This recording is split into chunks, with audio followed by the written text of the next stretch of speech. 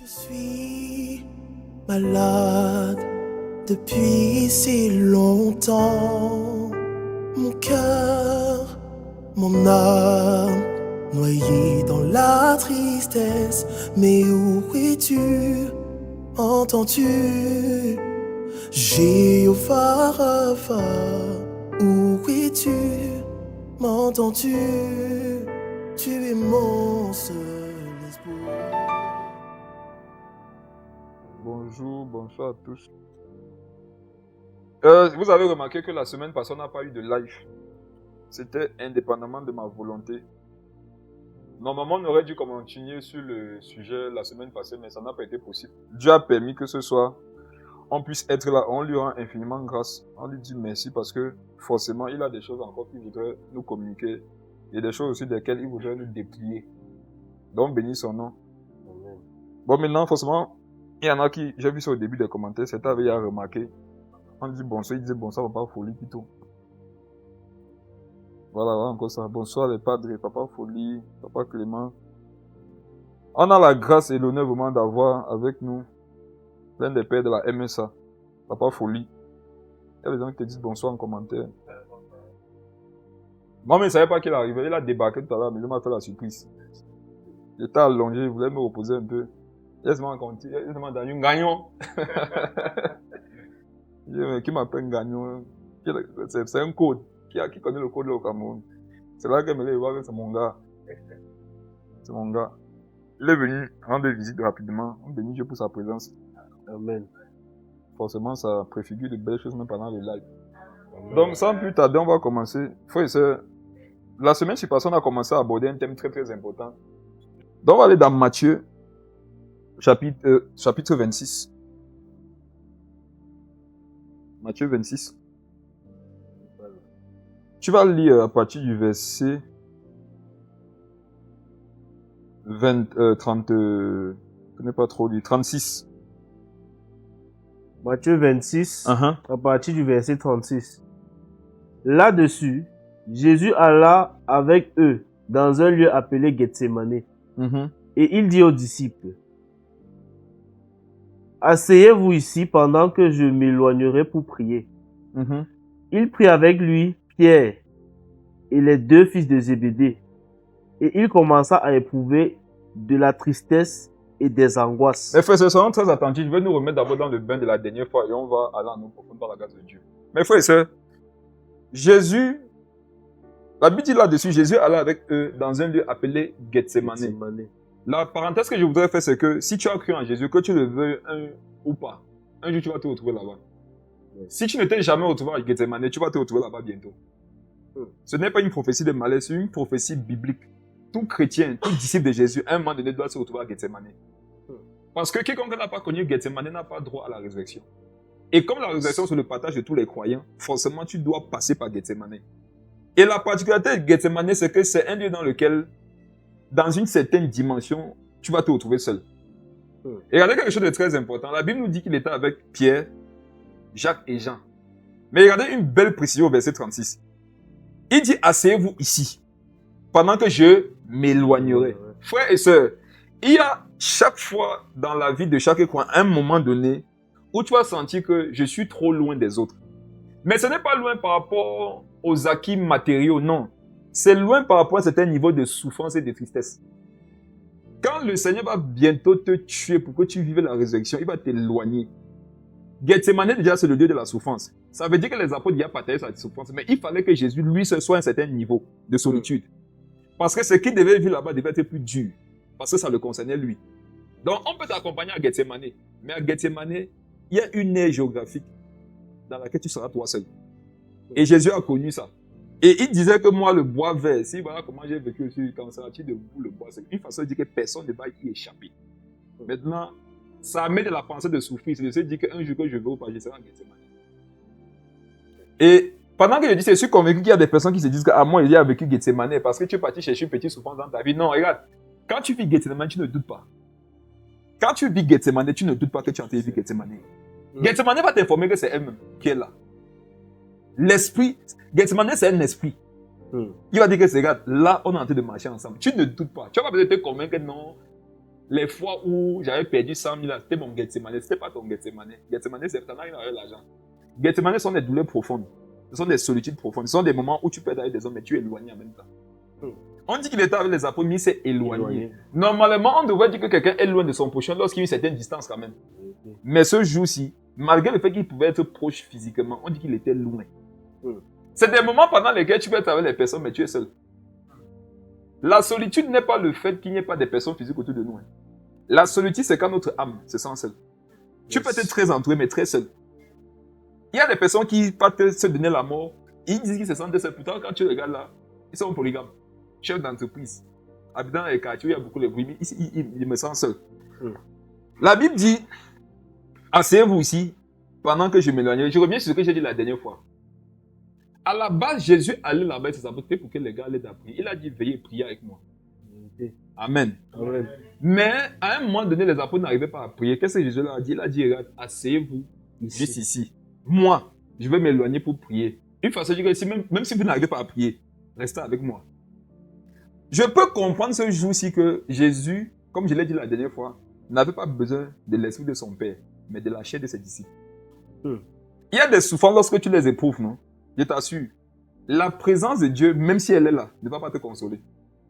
Parce que ce que tu éprouves là, c'est au niveau de l'âme. Et parfois, il n'y a qu'une âme pour consoler une autre âme. Regarde le verset 37. Quelque chose de magnifique. Verset 37. Il prit avec lui Pierre et les deux fils de Zébédée. Et il commença à éprouver de la tristesse. Quand est-ce que Jésus a commencé à éprouver de la tristesse? Quand il prit avec lui Pierre. Quand il a pris avec lui Pierre, et Jacques et Jean. Écoutez très bien ce que je vous dis.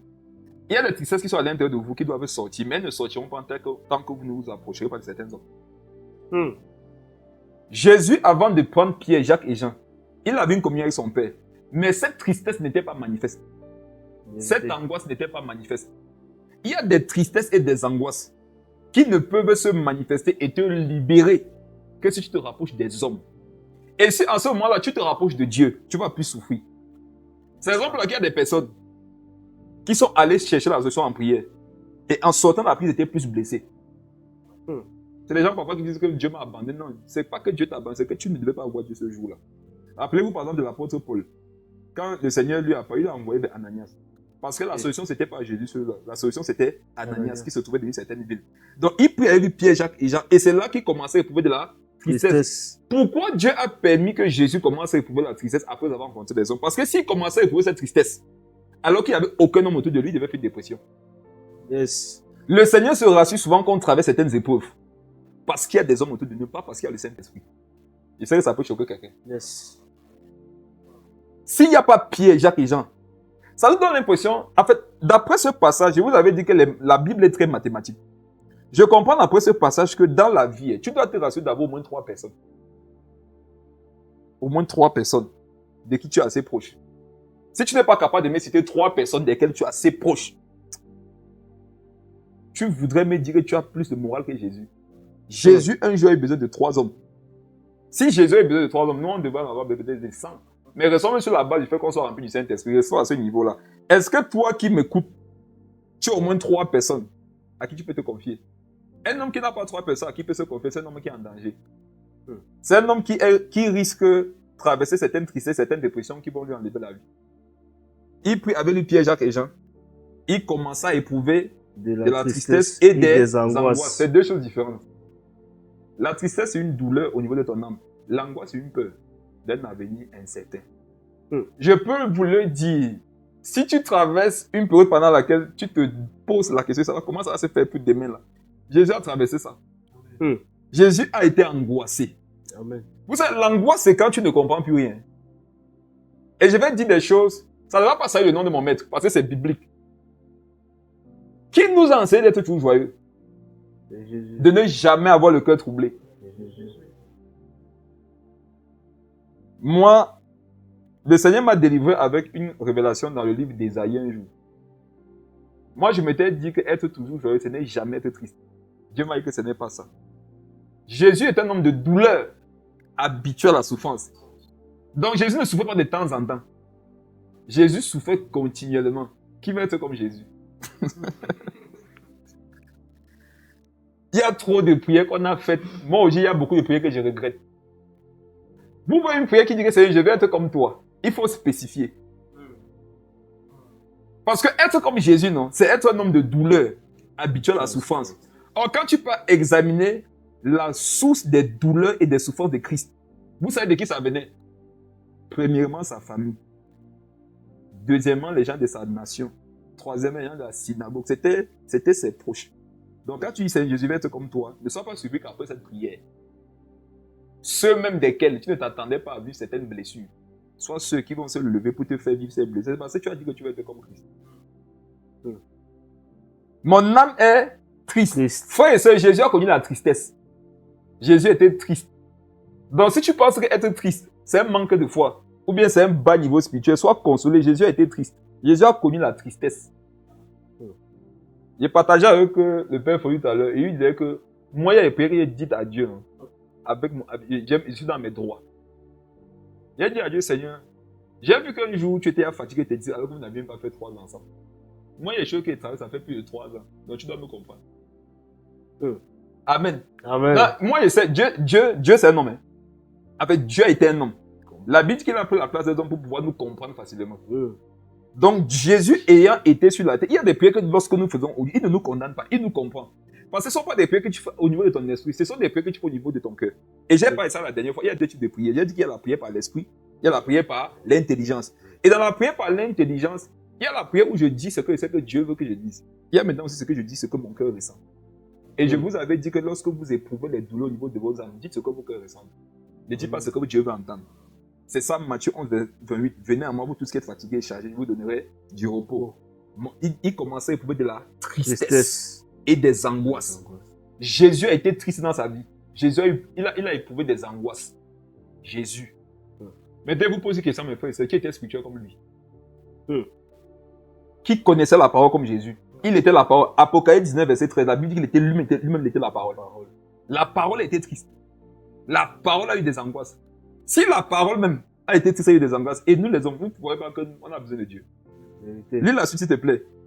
Verset 38. Il leur dit alors, mon âme est triste jusqu'à la mort. Il dit ça à qui? À ses disciples. Ce passage m'a tellement enseigné. Jésus-Christ, le Nazaréen, le Goliador de la parole, de la puissance de l'esprit, va demander de l'aide à des hommes qui, pour la plupart, l'époque n'étaient pas convertis. Yes. Le Seigneur voulait nous enseigner ici qu'à un moment donné, quand tu traverses certaines souffrances, rassure-toi seulement que tu parles à quelqu'un à qui tu vas parler. Parce que si tu ne parles pas, ça va parler. Moi, je sais que Jésus, lorsqu'il est parti demander l'aide aux apôtres, il savait que c'était trop pour eux. Mais il fallait qu'il parle quand même. Parce que le fait de parler, ça va décharger. Amen. Moi, je suis convaincu que Jésus n'était pas surpris qu'il n'ait pas pu porter ce poids. Parce que c'était trop fort. Si lui déjà il le vivait si mal, à combien il faut de raisons, eux les apôtres, qui n'avaient pas sa carrure spirituelle. Donc, je suis convaincu que peut-être c'était un appel à les fortifier, à savoir que dans les difficultés, il faut faire des efforts. Mais je suis en même temps convaincu que le Seigneur n'était pas choqué plus que ça, de savoir qu'ils n'ont pas pu. C'était pas leur niveau. Et vous savez quoi? Pas besoin que quelqu'un ait ton niveau spirituel pour que tu lui confies certaines choses. Yes. J'ai compris ça. J'ai compris que quelqu'un peut ne pas avoir mon niveau spirituel, mais je lui ouvre mon cœur. Et je me sens apaisé. N'attendez pas que les gens aient compris tout ce que vous avez compris. Parce que dans la confidence n'a pas à voir avec la spiritualité. Parce que si ça avait être la spiritualité, moi je dirais que les personnes auxquelles il ne faut pas se confier sont les chrétiens. Parce qu'il y en a qui parlent en langue, qui prophétisent, qui sont convertis depuis 40 ans. Mais si tu lui ouvres ton cœur par rapport à ce que tu as, il parle en partout. Il est converti depuis 40 ans, il parle en langue, il prophétise. Mais il y en a qui peuvent avoir 6 mois de conversion, 3 mois de conversion. Ils ont des valeurs, des vertus qui leur permettent de pouvoir savoir qu'un homme peut souffrir. Et il peut s'exprimer sans que ça ne soit quelque chose d'aussi grave que ça. Amen. Et je vous prie, enfin mes frères, je prie que vous rencontriez des personnes comme ça. Amen. Je prie que vous ayez des personnes à qui vous pouvez tout dire. Voilà. Vous voyez que la présence de Dieu est prophétique. Il y a des choses qu'on se dit, on ne va jamais dire ça à la chair. Jamais de la vie. Il y a des choses qu'on se dit avec le Père Jacques, avec certaines personnes. Oh, parce que si on dit ça là, on va dire non, c'est pas grave, vous pouvez tout dire. Mais si tu dis ça là, les mêmes qui ont dit béni soit celui qui vient au nom du Seigneur, le lendemain vont dire crucifiez-les. Quoi? Eux là, ce sont des hypocrites. Parce que l'homme charnel, lorsque l'homme spirituel se confie, l'homme charnel trouve que c'est de l'hypocrisie. L'homme charnel voudrait que l'homme spirituel soit toujours dans une certaine posture pour résoudre ses problèmes. Alors, il ne permet pas, il ne te pardonne pas s'il pense que toi, tu peux être dans une certaine bassesse. Parce que tu es exactement comme un médecin qui doit être en bonne santé pour lui. Parce qu'il s'est dit, le jour où je vais tomber malade, qui va prendre soin de moi. C'est la raison pour laquelle beaucoup d'hommes spirituels ont peur de se confier. Parce qu'ils se disent, à qui est-ce que je vais parler? Sans que ça... À qui va me voir comme un homme? Parce que ce jour-là, ce n'était pas Dieu. Dieu n'est pas triste. Dieu n'a pas des angoisses. Ça, c'était un homme. Yes. C'était un homme spirituel, non, mais c'était un homme. Maintenant, c'était leur pasteur, non? Jésus était le pasteur des pieds, Jacques et Jean. Dans un jour, le pasteur est descendu de la chair. Il est venu voir et dire, les gars, est-ce que je peux me confier à vous? Mes frères et sœurs, il a pris 3 personnes. À l'époque, il y avait combien de personnes qui le suivaient? Nous sommes dans Matthieu 26. Il y a des milliers de personnes.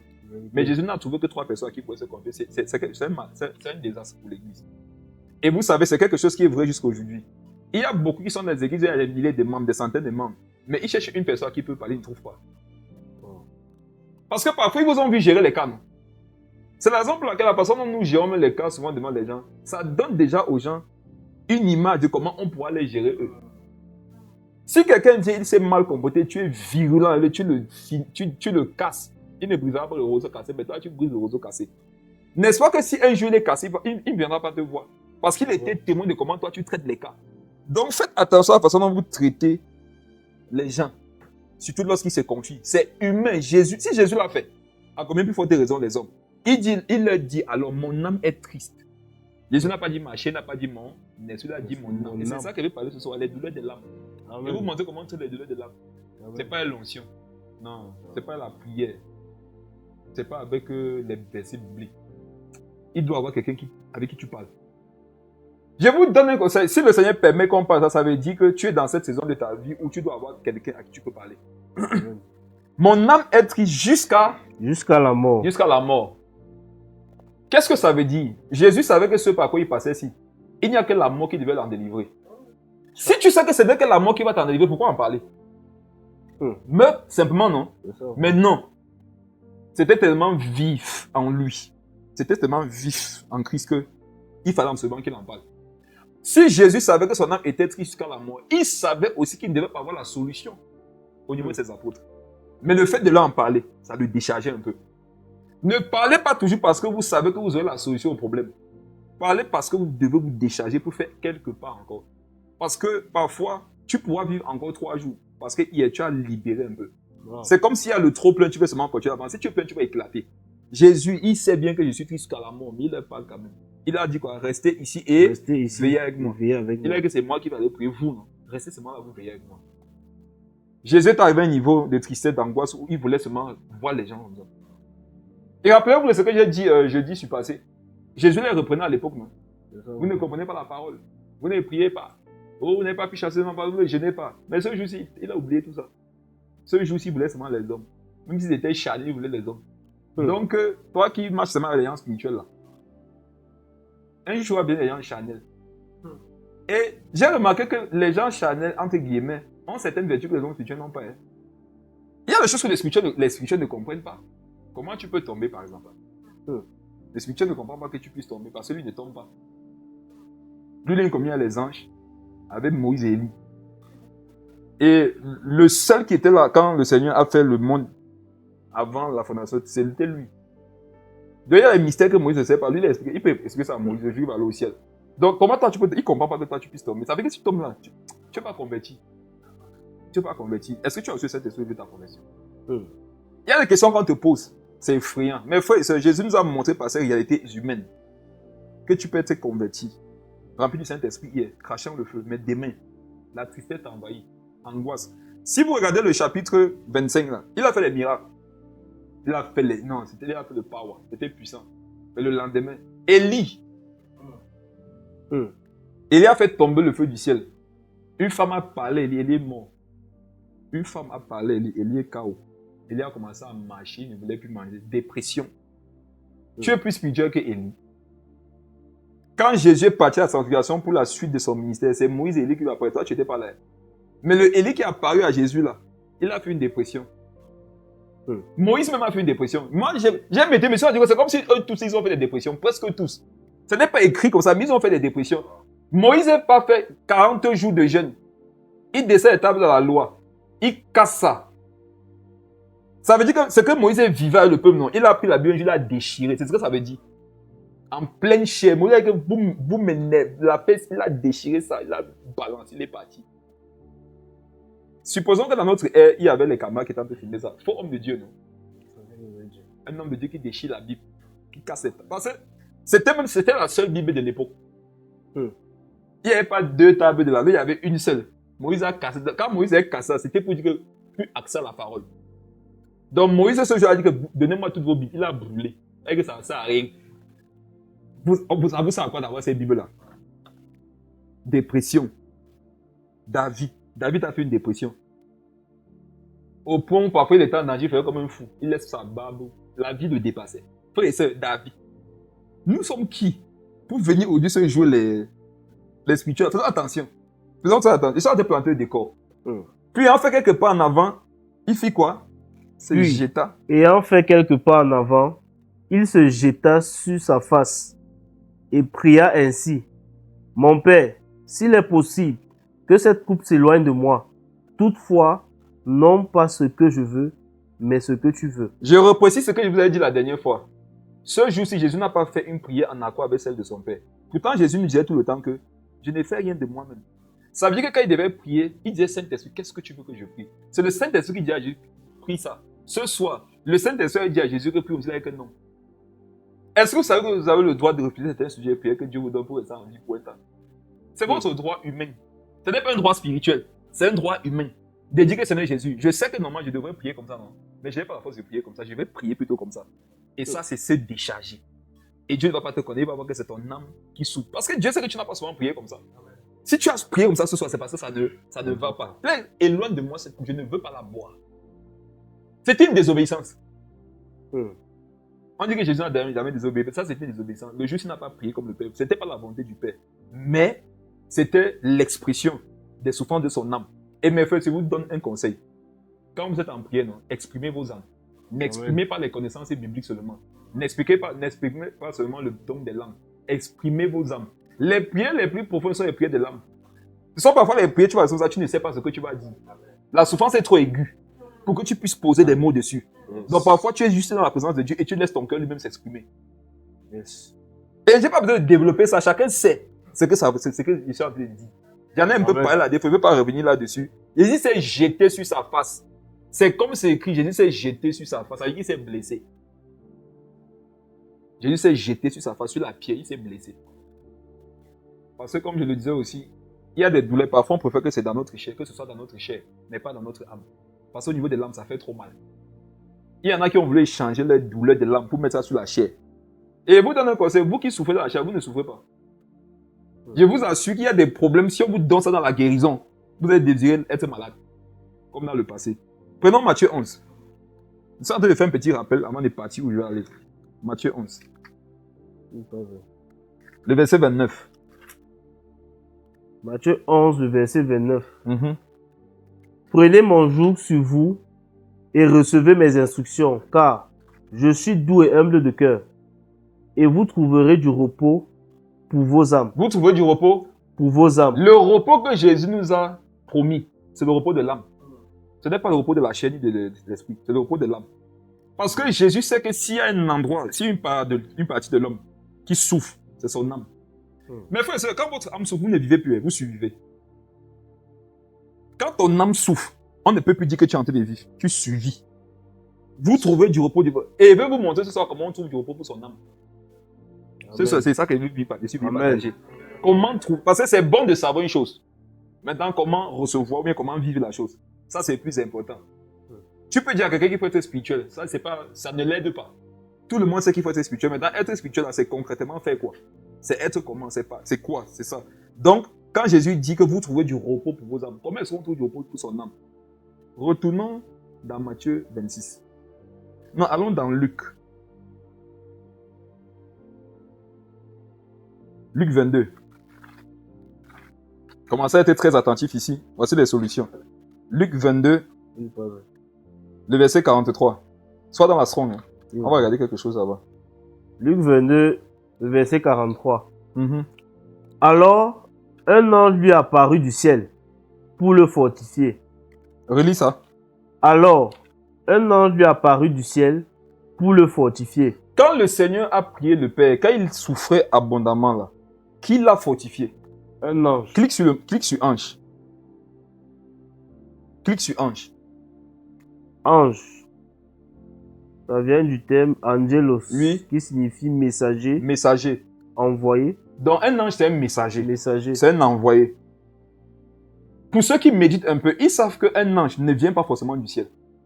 Il y a, quand on parle des anges, c'est deux catégories. Il y a les anges qu'on trouve au ciel, il y a les anges qui sont sur la terre. Vérité. Un messager, c'est un ange. Donc, je peux dire, sur la base de ce verset, que ce n'est pas forcément un ange qui est venu du ciel fortifier Jésus. Si je le dis, c'est bibliquement correct.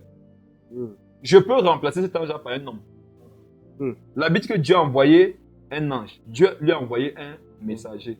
Et un messager vient toujours avec un message. Et le message que cet ange avait apporté à Jésus, c'était un message de consolation. Amen. Et vous savez le rôle des Pierre, Jacques et Jean. Ce n'est pas forcément vous donner la solution à vos problèmes, c'est de vous consoler. Amen. Et rappelez-vous, la Bible disait que, elle dit que, Jésus disait que je vous envoie le Saint-Esprit. L'esprit de consolation. Donc c'est quoi un vrai messager? C'est celui qui vient avec le message du Saint-Esprit, qui est un message de consolation. Or, la consolation n'enlève pas forcément le mal. Quand tu as perdu ton père, les gens viennent te consoler, mais ton père ne ressuscite pas. C'est vrai. Mais s'ils ne sont pas là, tu peux trouver dans un état pire. Le consolateur vient t'aider à porter un poids. Il vient, c'est comme Simon de Cyrène. Il était un consolateur, il était un messager pour le Seigneur sur le chemin de la croix. Parce que Jésus ne pouvait pas arriver à la croix là, avec sa croix sur lui, jusqu'au mont Golgotha. Il fallait un messager. Un messager, c'est toute personne que Dieu va t'envoyer pour que tu puisses t'appuyer sur lui. Et c'est d'eux que je voudrais parler. Amen. Dieu lui a envoyé quoi? Un messager. Et il dit dans le messager, il y a les anges du ciel. Maintenant, il y a les anges humains. Quelqu'un, un frère, une soeur, un parent, une connaissance, un ami. Et il veut choquer quelqu'un. Tu peux être un chrétien, non? Mais Dieu t'envoie un messager païen. Vérité. Ils sont beaucoup qui ont trouvé du réconfort hors de l'église. Parce que dans l'église, ils n'ont trouvé que les parfaits des spirituels. Des parfaits des spirituels hypocrites. À qui vous pensez sincèrement que le publicain, s'il avait pris, il pourrait aller voir les pharisiens qui prient à côté de lui là. Le pharisien, c'était lui qui représentait, c'était lui l'image de la foi, de ce qui est religieux, de ce qui est spirituel. Mais regardez sa prière. Je ne suis pas comme lui. Tu ne peux pas te confier à quelqu'un qui ne se voit pas comme toi. Donc, pour que quelqu'un soit un messager pour moi, il faudra que lui se voit comme moi. Il faudrait que dans son esprit, je suis un homme comme lui. Amen. Regardez, le pharisien a fait une différence entre lui et le public. Il a dit que je ne suis pas comme cet homme-là. Quand Jésus est parti manger chez Simeon le pharisien, qu'est-ce qu'il a dit? S'il savait de quelle espèce est cette femme. Donc, vous voyez que le Seigneur ne peut jamais passer par quelqu'un qui ne s'assimile pas à toi pour t'aider. Il y en a qui vont te catégoriser comme étant une autre espèce. Il y en a qui vont te catégoriser comme n'étant pas comme eux. Ces gens-là ne peuvent pas t'aider.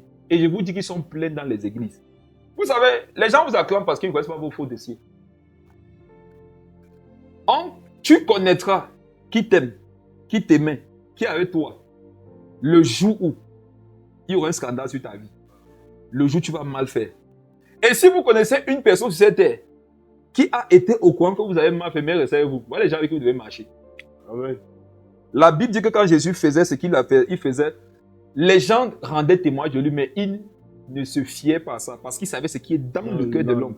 Jésus savait que l'homme peut t'haranguer devant les foules parce que ce que tu lui présentes là, ça l'intéresse. Mais si tu lui présentes quelque chose qui ne l'intéresse pas, le même là va te montrer devant les gens. Le Père lui a envoyé un ange. Maintenant, moi, j'ai quelque chose à te poser. Là, c'était un ange. Est-ce que tu as au moins un ange dans ta vie? Est-ce que tu as au moins un ange? Une personne à qui tu peux tout dire. Oh, mais frère, c'est une bénédiction. Je vous dis ça fort. Et dit non. Si dans tes bénédictions, tu avais seulement cité voiture, mariage, en fait, il dit dans tes bénédictions, il faut noter le fait que si tu as quelqu'un à qui tu peux parler des faux dossiers, il dit des dossiers spirituels, il dit les faux dossiers. Ça veut dire ce que tu ne peux pas dire quelque part, que tu le dises à lui. Mais dans l'idéal, c'est que ce soit un ange, pas un païen, pas une païenne. Parce que ils peuvent te donner des conseils aussi qui vont t'amener ailleurs. Maintenant, les gens aussi se retrouvent butés parce que dans l'église, ils ne trouvent pas. Ils sont parfois obligés de se rabattre dans le monde. Et dans le monde, parfois, on ne leur donne pas les bons conseils, ça les égare. Donc, c'est un appel à un chrétien qui m'écoute ce soir à être un ange pour quelqu'un. Amen. Sois un ange pour quelqu'un. Et quand la personne va venir te voir, ne sois pas comme le pharisien qui a dit que je ne suis pas comme ce publicain. Ne sois pas comme le pharisien qui a dit que si je ne suis pas de cette espèce. Parce que si tu ne t'assimiles pas à l'autre, tu ne pourras pas l'aider. Je vous prie, assimilez-vous aux souffrances des gens. Quand Jimmy Chouaga était tombé, on appelait Billy Graham pour qu'il traite le dossier. Billy Graham, on pensait qu'il devait venir de finir. Il a dit que s'il a fait ça, ça veut dire que moi, je peux faire ça. Parce qu'il a le Saint-Esprit, il est tombé dans ça. Ça veut dire que moi-même, vous savez, quand un enfant de Dieu se confie en toi, si tu sais qu'il est enfant de Dieu, la première information que ça doit te donner, c'est que si lui, il s'est retrouvé là, ça veut dire que moi aussi, je peux me retrouver là. Parce qu'il a le Saint-Esprit, non? Tu es d'accord avec moi quand si on te dit que est-ce que tu es meilleur que lui, tu ne vas pas dire oui. Tu ne pourras pas dire que je suis meilleur que lui. Si tu es donc conscient que tu n'es pas sûrement meilleur que lui, et que lui s'est retrouvé là, ça veut dire que toi, tu peux te retrouver dans pire. Et comme Dieu utilise la balance que nous utilisons pour les autres pour nous, Dieu va voir comment tu vas traiter son cas. Et c'est comme ça que toi-même va traiter ton cas demain si tu es dans la même situation. Et moi, j'ai remarqué que tous ceux qui ont mal traité les cas des autres se sont retrouvés dans des cas pires. Et ceux jour-là, il n'y avait personne pour eux. Il y aura beaucoup de monde autour de toi, mais il n'y aura personne pour toi. Les gens seront là pour les autres, mais pas pour toi. Pourquoi? Parce que toi-même, tu n'avais pas été là hier pour quelqu'un qui était dans la même situation. En fait, quand Dieu vous permet de pouvoir traiter les problèmes des gens, c'est comme s'il était en train de vous donner de prophétiser sur vous-même votre avenir. Ta façon de traiter les gens, c'est prophétiser toi-même sur comment demain on va te traiter. Il envoya un ange. Un ange qui est apparu du ciel pour le fortifier. Te fortifier, ce n'est pas pour dire que le problème là va s'arrêter. C'est que sois encouragé. Vas-y, traverse ça. Supporte. C'est ça fortifier quelqu'un. Amen. Ce n'est pas forcément éloigner le problème, mais c'est te donner les forces mentales, des paroles qui vont pouvoir t'encourager. Et en ce moment-ci, on ne parle pas trop, on écoute beaucoup. Regardez, on n'a pas dit quelque part là-bas que l'ange a parlé. On a dit que l'ange l'a fortifié. Ça veut dire que où les apôtres ne pouvaient pas arriver, l'ange est arrivé là-bas. On comprend par là que je peux connaître des apôtres, mais ils n'arrivent pas à m'accompagner vraiment sur le champ du combat. Qui sont ceux qui arrivent au niveau du champ du combat? Ce sont les anges. Et c'est quoi? Un ange, ça peut être quelqu'un qui commence à faire un mois, mais qui sait écouter les gens, qui sait comprendre les gens. Et j'ai beaucoup de rencontrer au moins une personne comme ça. Amen. Quelqu'un qui sait t'écouter et ne pas d'abord te sortir les versets. Parce que souvent on va te dire ce que tu sais que tu n'aurais pas dû faire, mais tu savais que tu n'aurais pas fait. Tu n'as plus besoin de ce moment qu'on te rappelle que tu n'aurais pas dû. Je sais que je n'aurais pas dû, mais j'ai fait. Je sais que je n'aurais pas dû, mais j'ai dit. Je sais que je n'aurais pas dû, mais j'ai volé. Mais j'ai menti. Mais donc on fait comment? Le Seigneur va te dire que mon frère, repens-toi publiquement. Là, c'est une repentance publique qu'il te faut. On va prier pour ta délivrance. Ayez peur des chrétiens qui vous parlent de délivrance alors que vous êtes nés de nouveau. Ce sont les gens qui sont en train d'invoquer les démons sur vos vies. Si tu es né de nouveau, tu n'as plus besoin de délivrance, tu as besoin d'être fortifié. Amen. Ce passage nous permet de comprendre que dans l'église là, si tu veux agir dans la vie de ton frère, ça doit être pour le fortifier. Amen. Et quand tu fortifies quelqu'un, il sera plus fort lorsqu'il va retrouver les mêmes adversités que peut-être qu'il avait vaincu. Yes. Il pourra être plus fort pour traverser ces choses-là. Regardons quelque chose. Allons voir un cas qui va beaucoup nous aider dans 1 Samuel, autant pour moi, chapitre 18. J'ai l'impression qu'avec le temps qui m'est imparti, je ne vais pas toucher notre cas si ce n'est ce cas-ci. 1 Samuel chapitre 18, David et Jonathan. Ah, cette histoire. 1 Samuel chapitre 18. Lis le verset 1. 1 Samuel 18, à partir du verset 1. Laisse-moi, s'il te plaît, d'abord dire quelque chose. Quel est le contexte de 1 Samuel, le chapitre 17? David a vaincu Goliath. Yes. Mes frères et sœurs, vous allez voir ce qui s'est passé dans 1 roi 10, vous serez choqués. Que ça arrivait à celui qui venait de tuer un géant. Ne pense pas que c'est parce que tu as tué Goliath hier qu'aujourd'hui, tu pourras vaincre Zaché. Il vous dit la vérité. On va voir ça. Dans 1 Samuel 17, David a vaincu Goliath. Il a tué le représentant de la puissance des Philistins à lui seul, avec une facilité déconcertante. Mais qu'est-ce qui se passe dans 1 roi 18? Est-ce que quelqu'un qui a vaincu un Goliath a besoin qu'on le protège? Normalement, non. Mais qu'est-ce qui se passe là-bas? Lis, s'il te plaît. 1 roi 18, le verset 1. 1 Samuel 18, verset 1. Verset 1. David avait achevé de parler à Saül. Et dès lors, l'âme de Jonathan fut attachée à l'âme de David. Amen. Amen. Je prie que ton âme, non, soit attachée à l'âme de quelqu'un. Amen. Nous, on a connu un évangile, on disait qu'il ne faut pas que les âmes soient attachées. Les liens d'âme. Nous-mêmes, on a prêché contre les liens d'âme. Sans savoir qu'on est en train de prêcher contre l'unité de l'église. La Bible dans Actes des Apôtres, chapitre 2, chapitre 4, que l'église, ils étaient quoi? Un corps, une âme, un esprit. Et vous savez pourquoi aujourd'hui, on ne peut plus se faire confiance? C'est parce qu'on n'est plus une âme. Moi, je parle, ça concerne ma propre église, malheureusement. Les gens ne sont pas une âme.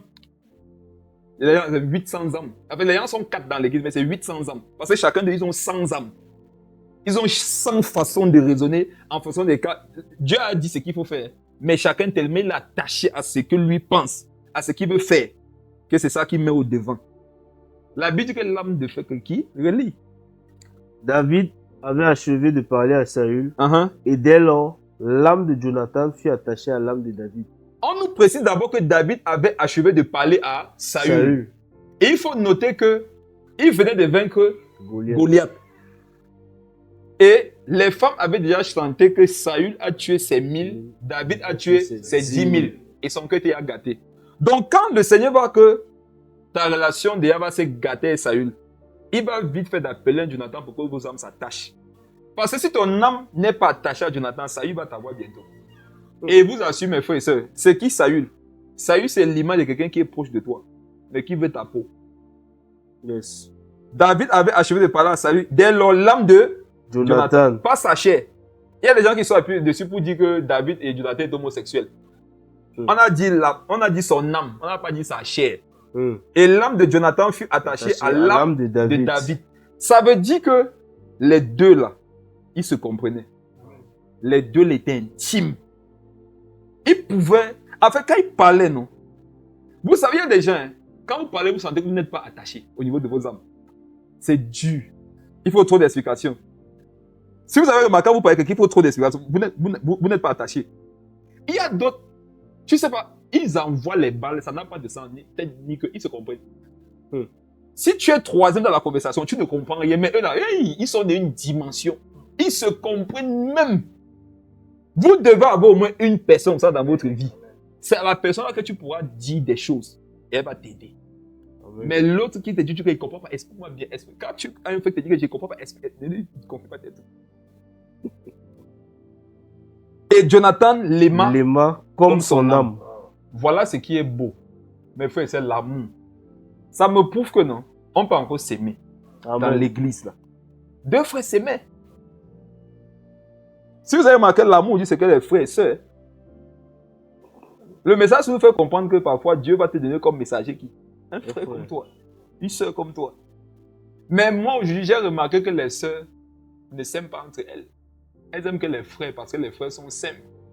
En fait, vous aimez les frères parce que les frères sont simples, ils simplifient la vie, mais vous ne voulez pas simplifier la vie pour être comme les frères que vous aimez. Regarde.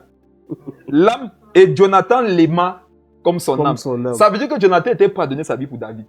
Vous connaissez combien de personnes qui sont prêtes à donner leur vie pour vous? Non, moi je connais quelques personnes qui sont prêtes à donner leur vie pour moi. Et ça fait que quand tu es avec eux, tu te sens fort. Je vous dis, regardez, ce qui fortifie quelqu'un, c'est la connaissance de ton cœur vis-à-vis de lui. Ce qui fortifie quelqu'un, ce n'est pas que tu dis que sois fortifié. Ce n'est pas ça qui fortifie. Tu ne fortifies pas quelqu'un parce que tu lui as dit sois fortifié. Tu fortifies quelqu'un parce que tu lui as montré, regarde, mon cœur avec toi. Amen. Mon cœur avec toi. Va où? On est ensemble. Et Dieu me l'avait enseigné. J'avais dit avant que quand tu prends une voix qui ne glorifie pas le Seigneur, n'aie pas avec toi. Tu pars seul. Regardez, exemple du fils prodigue. Quand il est parti, son papa, il n'a pas suivi. Il est resté à la maison. Un jour, le Seigneur m'a montré que ce qu'il disait, c'était faux. Quand tu es un enfant de Dieu, tu as le Saint-Esprit en toi. Si tu rétrogrades, ou si ta foi baisse pour un moment, est-ce que le Saint-Esprit te quitte? Non. Ça veut dire que partout tu parles, le Saint-Esprit est toi. Dieu m'avait dit que lorsque vous vous éloignez de moi, moi, il ne m'éloigne pas de vous. Pourquoi? Quand tu t'éloignes du chemin, le Seigneur va te suivre sur le chemin de ton égarement, afin de te montrer le chemin au retour, le jour où tu vas te réveiller. Amen. Le jour où tu vas te réveiller, s'il n'est pas là, qui va te montrer comment revenir sur le droit chemin? La capacité à se repentir, à revenir dans la foi. C'est la preuve même que lorsque je m'égarais, Dieu était toujours avec moi. Parce que s'il n'était pas avec moi, je n'aurais pas pu revenir. La Bible dit que Jonathan l'aima comme son Comme âme. son âme. Mes frères et sœurs, dans l'église, on doit s'aimer au niveau de l'âme. Amen. S'aimer au niveau de l'âme, ce n'est pas s'aimer par rapport à la sainteté. C'est s'aimer d'abord en tant qu'humain.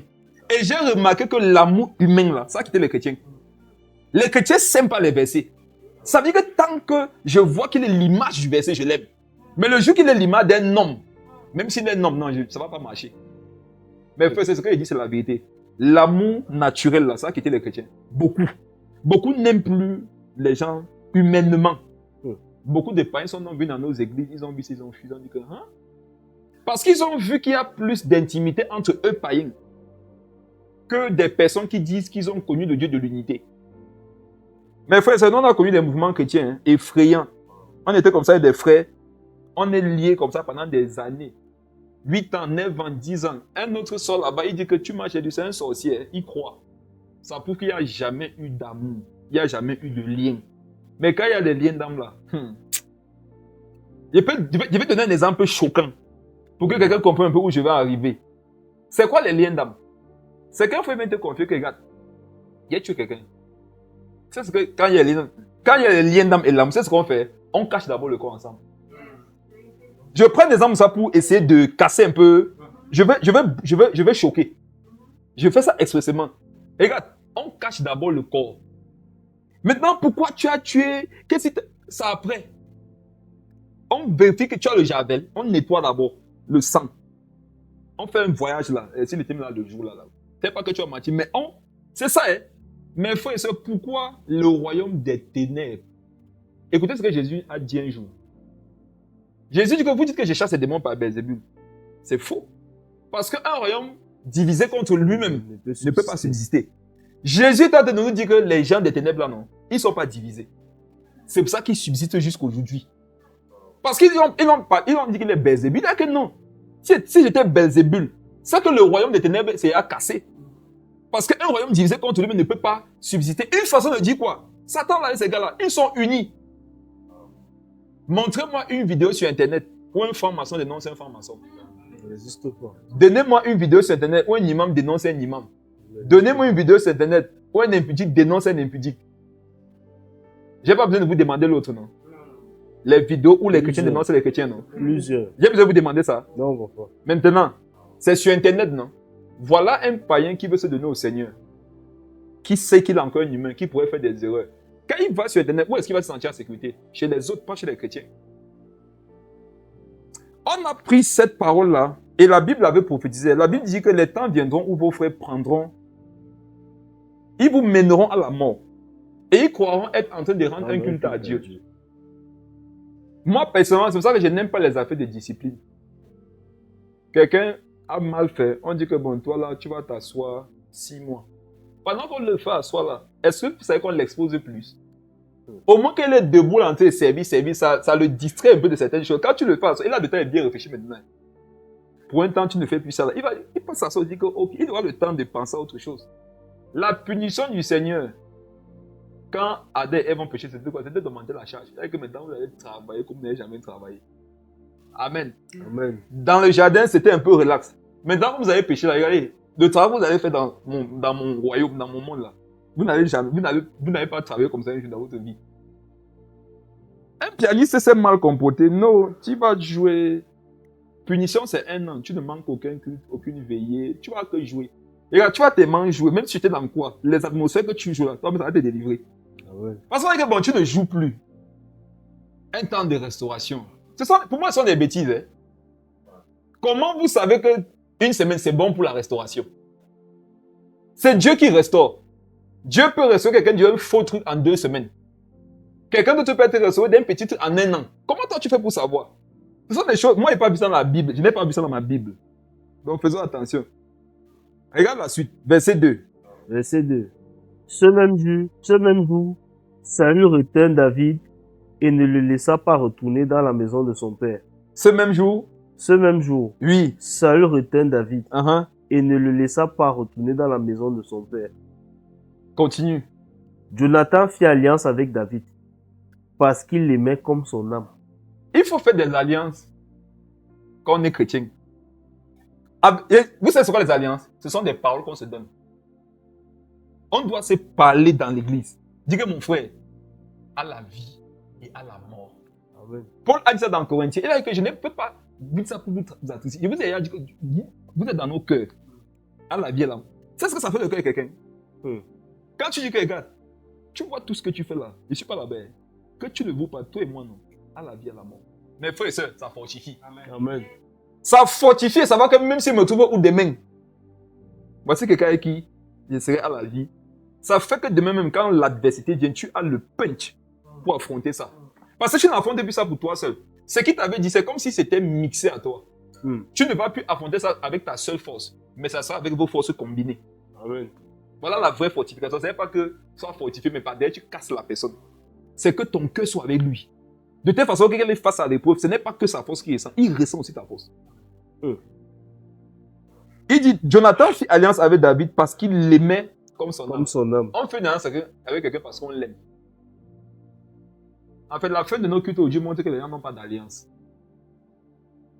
Même Saül a retenu David à la fin du culte. Saül. Même pas Jonathan, on dit Saül l'a retenu. Il a retenu David. Vous voyez encore les gens se retenir à la fin des cultes aujourd'hui. Les gens sont pressés de rentrer chez eux. Comment ça va parfois qu'une église va mal? Le culte est fini à 16h. L'église est vide à 16h10. C'est un mauvais signe. Les gens ne voudraient pas. Normalement, les gens devraient ne pas vouloir se séparer. Mais parfois, dès qu'on a un prochain, pap! Non, ça c'est une église qui va tomber. C'est parce que les gens ne s'aiment pas. Il n'y a pas d'alliance. Quand tu es lié à quelqu'un, tu ne peux pas te séparer de la personne. Tu peux durer avec la personne. Et moi, particulièrement, je suis comme ça. Je m'attache aux gens. Je m'attache à l'âme des gens. Parce que, regardez mes frères, il y a trop de souffrance sur la terre pour qu'on se déteste encore. Il y a trop de souffrance pour qu'on passe encore le temps à se tuer. C'est pour ça que moi, aujourd'hui là, je ne tolère pas les gens qui font du mal. Et, attendez, en plus on est au Cameroun. C'est pas d'où tu nous écoutes. Le pays même impose les alliances. Le pays impose qu'il y ait l'unité. L'état du pays impose que vraiment qu'on s'aime. On ne s'aime pas pour faire comment? C'est pour faire... On est d'abord combien? Les essais sans voir les situations sont que les chrétiens. Tu te sépares celui-ci, tu penses que tu vas trouver qui demain? Tu penses qu'il y a beaucoup là? Il n'y a pas l'arrivage. Hein? Et l'arrivage du Saint, pas l'arrivage de qualité. C'est les gens qui te lâchent à tout bout des champs. Jésus, dans toute la foule, il a trouvé 3 personnes. Ça veut dire que mon milieu des 12, il y a des gars à qui il ne faisait pas confiance. Vous vous rendez compte? Pour qu'il n'a pas pris les 12. Il savait qu'à un certain niveau, là, ceux-ci-là, ils ne peuvent pas supporter ça. S'il leur dit ça, non, c'est fini pour eux. Lis la suite, s'il te plaît. Il ôta le manteau qu'il portait pour le donner à David. Et il lui donna ses vêtements, même son épée, son arc et sa ceinture. Écoutez-moi très bien. S'il lui donne ça, ça veut dire que David ne les avait pas. Vérité. Les liens que nous créons au niveau de nos âmes, les uns avec les autres, c'est pour se protéger des futures guerres. Amen. Parce que tout ce qu'il lui a donné là, ce sont des armes. C'est l'équipement pour la guerre. Or, en ce moment-là, il n'y a aucune guerre. Qu'est-ce qu'on comprend par là? Quand je me lie au niveau de mon âme avec quelqu'un, les capacités que j'ai le couvrent. Amen. Ce n'est pas un secret. Je sais que ce mois a été l'un des mois les plus difficiles pour plein de mes enfants dans la foi. Je sais. Ce mois-là et le mois passé, ça a été très difficile pour eux parce que il y a comme une épée que certains ne sentaient plus. Il y a comme un manteau que certains ne sentaient plus. Il y avait comme une couverture que certains ne sentaient plus. Pourquoi? Parce que l'âme. Quand l'âme de quelqu'un est touchée, quand quelqu'un est atteint au niveau de son âme, frère, relis, on dit quoi? Il ôta le manteau qu'il portait. C'est quoi le manteau aujourd'hui? C'est la puissance, c'est l'onction, c'est tout ça, non? Vérité. Quand tu te lis au niveau de ton âme avec quelqu'un, vous partagez vos manteaux. Vous partagez vos onctions. On ne partage pas l'onction avec la parole. On partage l'onction avec des liens de cœur, des liens d'âme. Amen. Regardez Isaac. Il a dit quoi? Va me chercher un chevreau, non? Apprends-le comme je l'aime. Qu'est-ce qu'il va se réjouir? Mon âme, je vais te bénir. Ça veut dire que toute la puissance qu'il y avait sur Isaac devait se dégager de lui pour aller sur Ésaü. Après que son âme fut réjouie. L'âme, c'est une âme terrible. Je vous donne un conseil. Faites que les gens aiment vos âmes. Et aimez les âmes des gens. Ils vous le rendront. Amen. La plupart des personnes qui se sentent seules lors des adversités sont les gens qui n'ont pas aimé l'âme des gens. Ce sont les gens qui n'ont pas fait en sorte que les gens aiment leurs âmes aussi.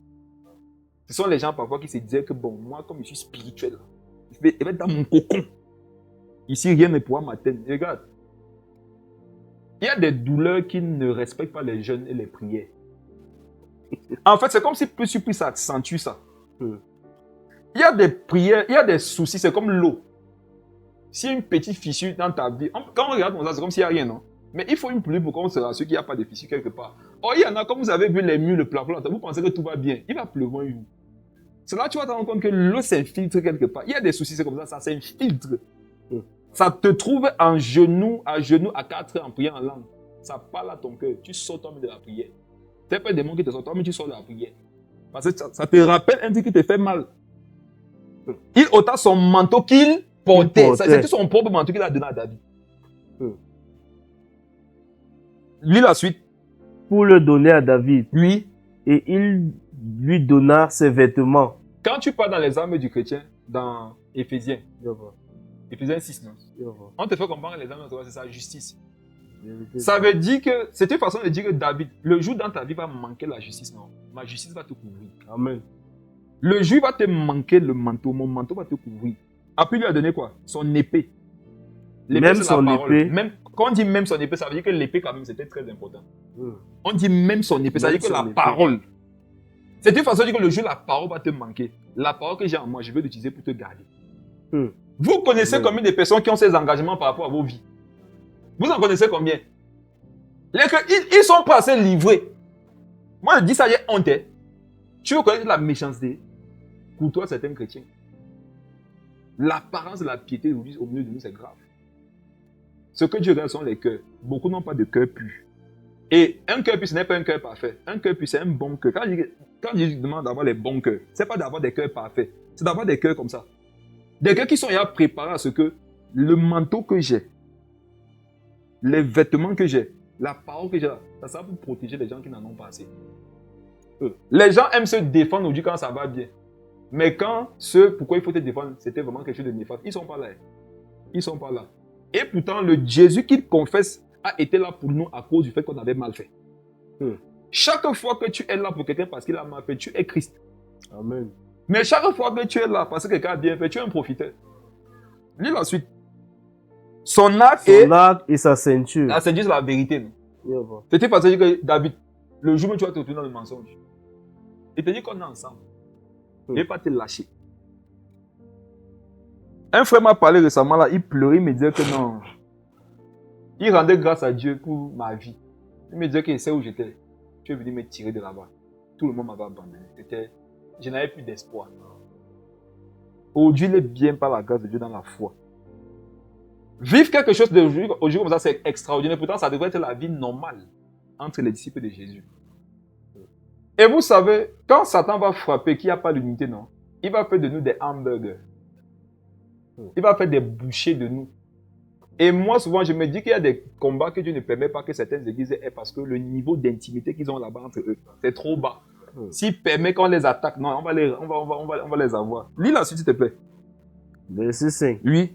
David allait et réussissait partout où l'envoyait Saül. Pourquoi la Bible nous précise ça maintenant? La force de David, à un moment donné, c'était sa fronde. À un moment donné, c'était Jonathan. Amen. On dit David allait, il réussissait partout. Il réussissait avec quoi? Avec ce que Jonathan lui avait donné. Jonathan n'était pas lui, physiquement. Mais ce que Jonathan lui avait donné, ça lui permettait de réussir partout où l'envoyait Saül. Donc partout où Saül l'envoyait seulement pour lui faire du mal, l'alliance qu'il avait avec Jonathan le gardait. Amen. Il y a des moments où tu vas vivre, tu vas vaincre. Pas parce que ce sont tes capacités qui sont en train de se manifester. Même si tu avais précédemment tué un Goliath, ça sera parce qu'il y aura quelqu'un qui actuellement meuble ta vie, qui te comprend, qui partage tes douleurs, qui partage tes souffrances, qui t'écoute, qui te comprend et qui sait t'aider comme il peut. C'est ça que Jésus a envoyé. C'est ça que Dieu a envoyé Jésus, un ange, pour le fortifier. Lis la suite. Il fut mis par Saül à la tête des gens de guerre. Et il plaisait à tout le peuple, même aux serviteurs de Saül. Saül le mettait à la tête pour qu'il lui arrive des malheurs. Vous savez, malheureusement, l'épisode-ci a fait que David apprenne comment on peut faire du mal à son prochain. Parce que c'est la stratégie qu'il a utilisée pour Uri. Saül, par sa méchanceté envers David, lui avait montré que si tu veux tuer un homme pendant la guerre, mets-le en tête. Comme il regardait quelque chose, et malgré le fait qu'il s'en est sorti, ayant connu quelqu'un comme Saül, qui était mauvais, ça a taché un peu son cœur.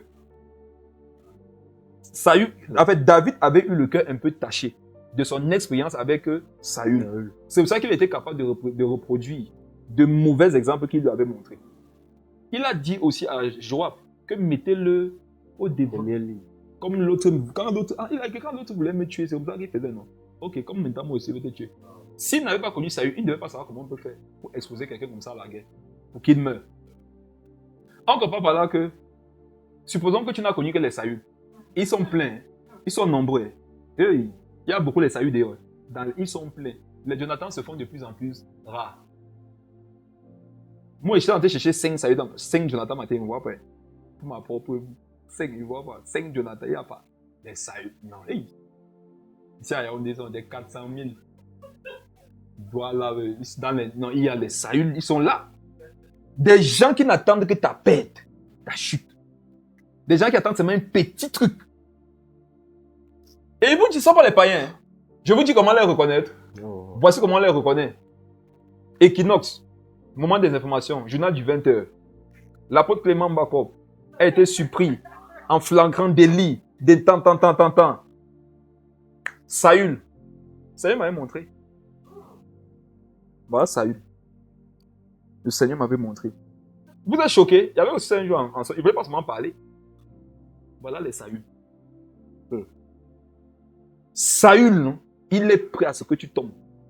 Saül est prêt à ta mort. Pourtant, Jonathan a déjà dit que, même si un jour, j'apprends que tu as fait un coup d'état, avant de m'expliquer pourquoi tu as fait que David avoir béni t'aider, te prêter même force, si tu as aussi un creux, tu me donnes. J'essaie aussi de tirer sur quelques personnes. Avant de dire que bon, pourquoi tu fais même le coup d'état. Mais il faut y a des explications, ça va venir après. On pas d'abord ensemble. Mais frère et soeur, si vous avez des personnes ensemble, vous êtes bénis. Amen. Quelqu'un, il voit tu barrer l'un d'abord dans la bagarre, il tape seulement l'autre. Il ne veut pas chercher pourquoi la bagarre. C'est quand on fait ce qu'il dit que qu'est-ce qui s'est passé pour tu barrer lui. Et parfois tu seras en tort, mais ce n'est pas ça son problème. Regardez la statue que Nebuchadnezzar a vue. Ça m'a toujours intrigué. La Bible dit que quand Daniel est parti, que Dieu lui a donné l'explication, la tête était en or. Le buste était en airain. Les bras étaient en fer. Je crois le ventre était en airain, quelque chose comme ça. Mais on nous dit que les pieds qui soutenaient tout le reste là, c'était l'argile mêlée au fer. Or, quand tu demandes aux ingénieurs si c'est un bon mélange de quoi, ils te disent non. On ne mélange pas l'argile de fer pour construire. Mais tellement le royaume des ténèbres est uni que normalement, même si leur fondation, en fait, ça montre que la fondation des ténèbres est très fragile. Yes. Mais ils arrivent à tenir pour soutenir les matériaux qui sont solides. Donc en fait, en bas, c'est compliqué, mais les gars se tiennent pour que ceux qui peuvent représenter le royaume des ténèbres soient vus en haut. Amen. Nous, on a pour roc, pour fondation Jésus. Vous trouvez que nous, on va bien? Vous trouvez que ce qu'on présente là-bas en haut, là, c'est normal? Eux qui ont une fausse fondation. Et regarde ce qu'il présente.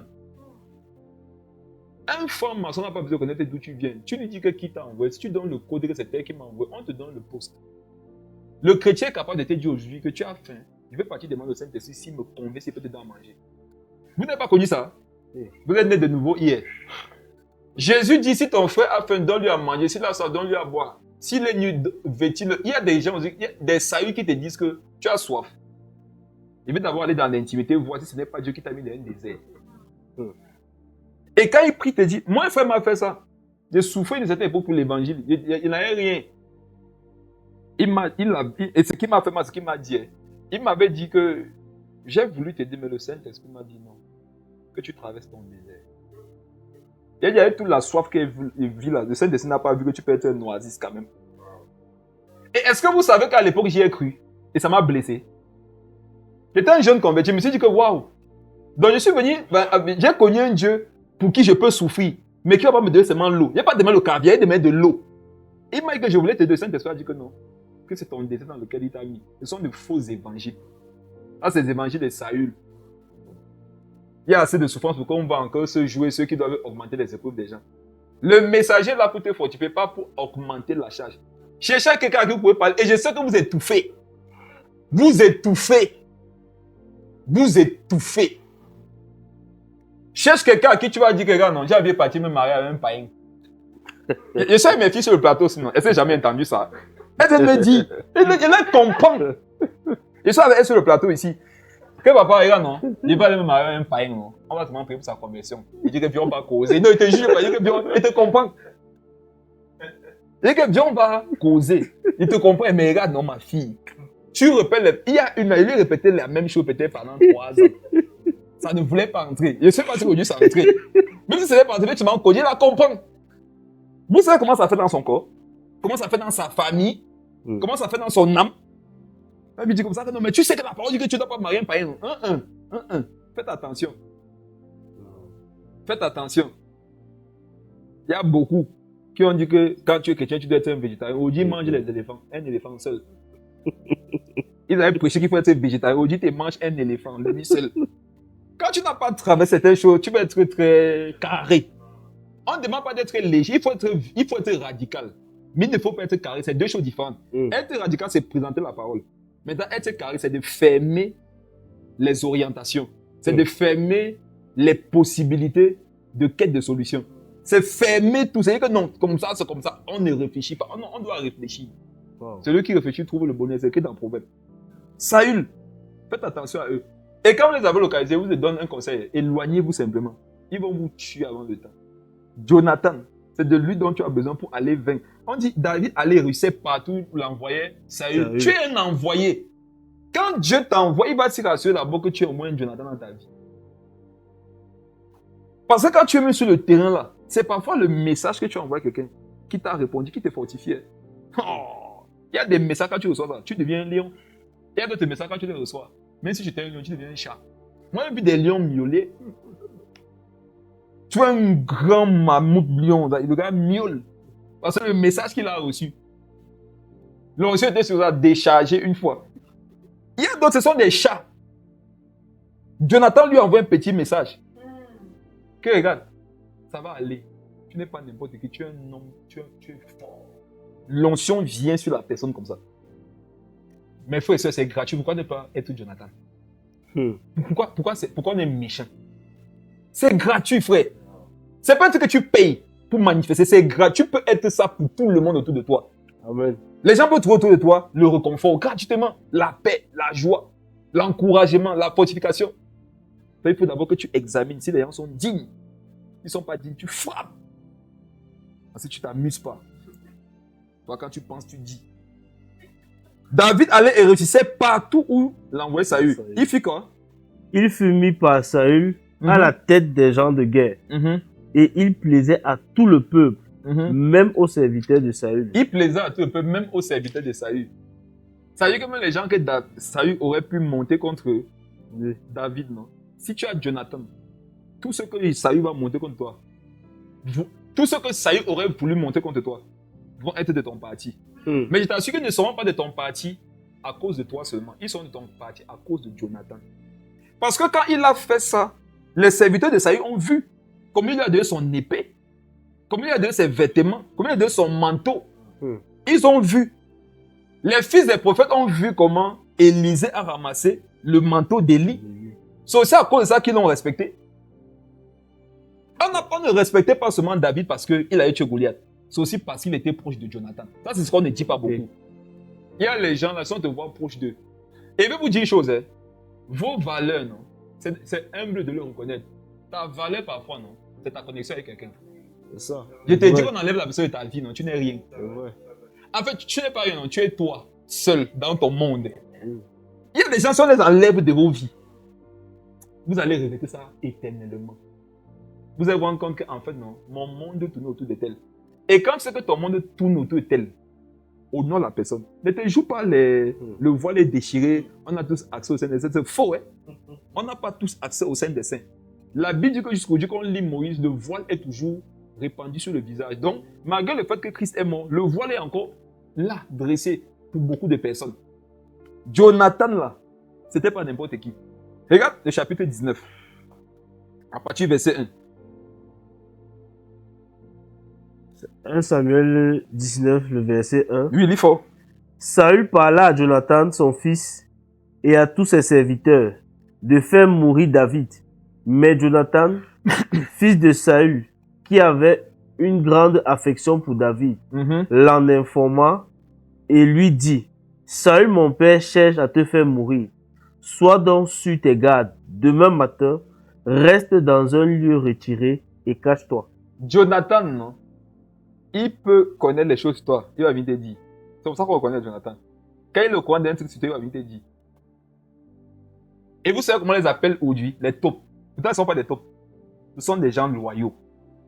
Jonathan ne va jamais apprendre tout ça, il va regarder ça pour lui. Il va venir te dire les noms, que tel a dit que, tel prévoit que. Voilà Jonathan. Vous pouvez souvent la faire de vraiment, il ne faut pas que je dise ça va gâter son cœur. C'est la méchanceté. Hein? On s'apprête à tuer quelqu'un. Tu ne viens pas lui dire parce que je ne peux pas gâter son cœur. Entre son cœur gâter son âme, qui on veut tuer. Parce qu'ils sont en train de pouvoir le tuer, non? Mais toi, tu ne veux pas gâter son cœur. Est-ce qu'on va le tuer, son âme là? Est-ce qu'on va le tuer son cœur que tu ne veux pas gâter avant encore vivre? On comprend voilà que Jonathan, il va te dire les choses secrètes. S'il est au courant de quelque chose contre toi, il va te le dire. S'il peut faire quelque chose pour toi, il va le faire. On comprend par là que Jonathan et David avaient les conversations secrètes. Que personne d'autre, donc personne d'autre était au courant. Tu remarques que c'est fils pas dire que moi, efface. Lui, vous fils on efface d'abord tout, on nettoie. Parce que les saillies peuvent tomber sur les messages. Tu vois un peu, hein? Les Philistins là. Il y a les Philistins qui sont les esprits. Ils l'ont dans ton téléphone là. Spirituellement, ils voient, ils lient, après ils ressortent. On a vu c'est Élie pouvait voir les choses. Élisée voit les trucs sur les gens. Il y a les voyants sur les sorciers. Ils sont ce que vous comprenez.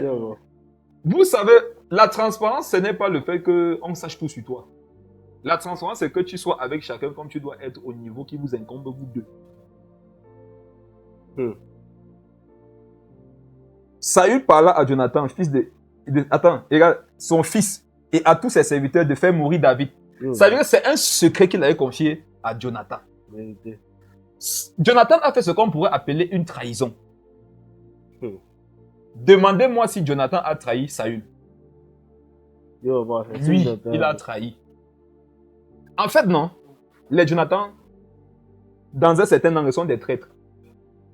Qui est ton traître?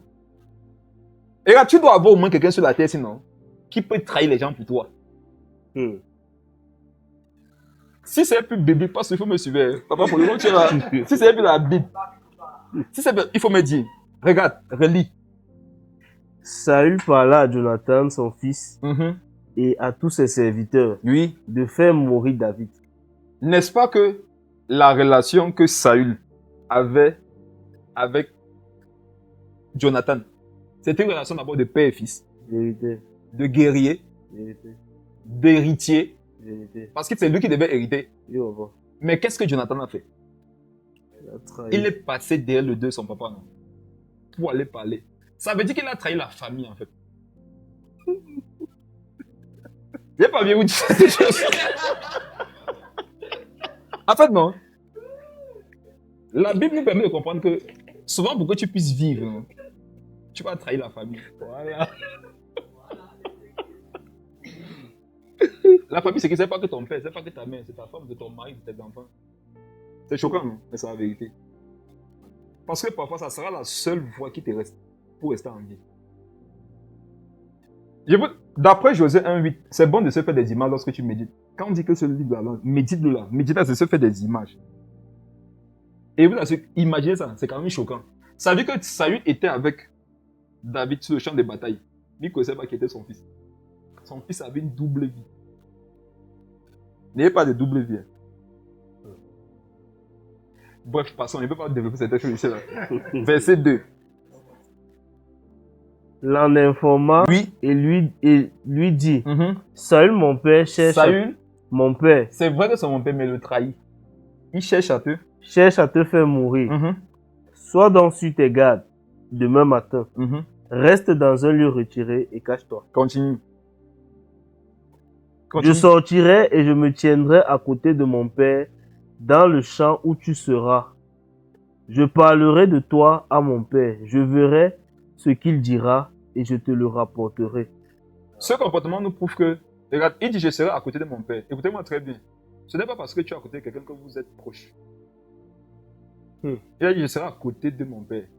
Mais en fait, son père, avec lequel il était proche là, ne savait pas ce qu'il y avait dans son cœur.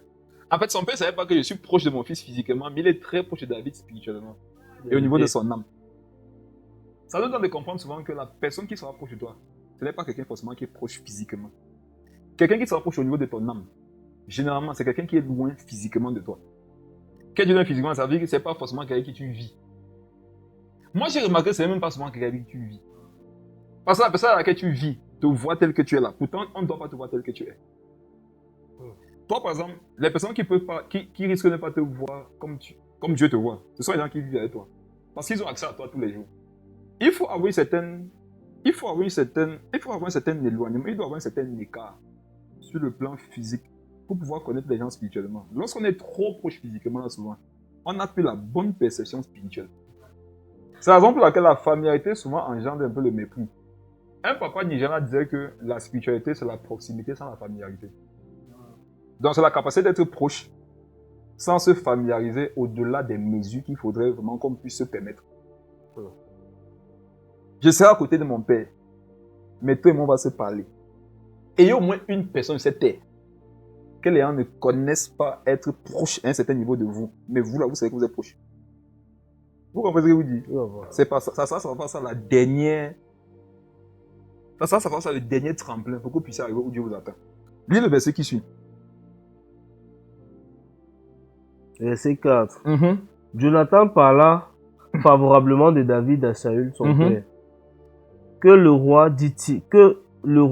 dit-il, ne commette pas un péché à l'égard de son serviteur David, car il n'en a point commis envers toi. Au contraire, il a agi pour ton bien. Il a exposé sa vie, il a tué le Philistin, et l'Éternel a opéré une grande délivrance pour tout Israël. Tu l'as vu, et tu t'en es réjoui.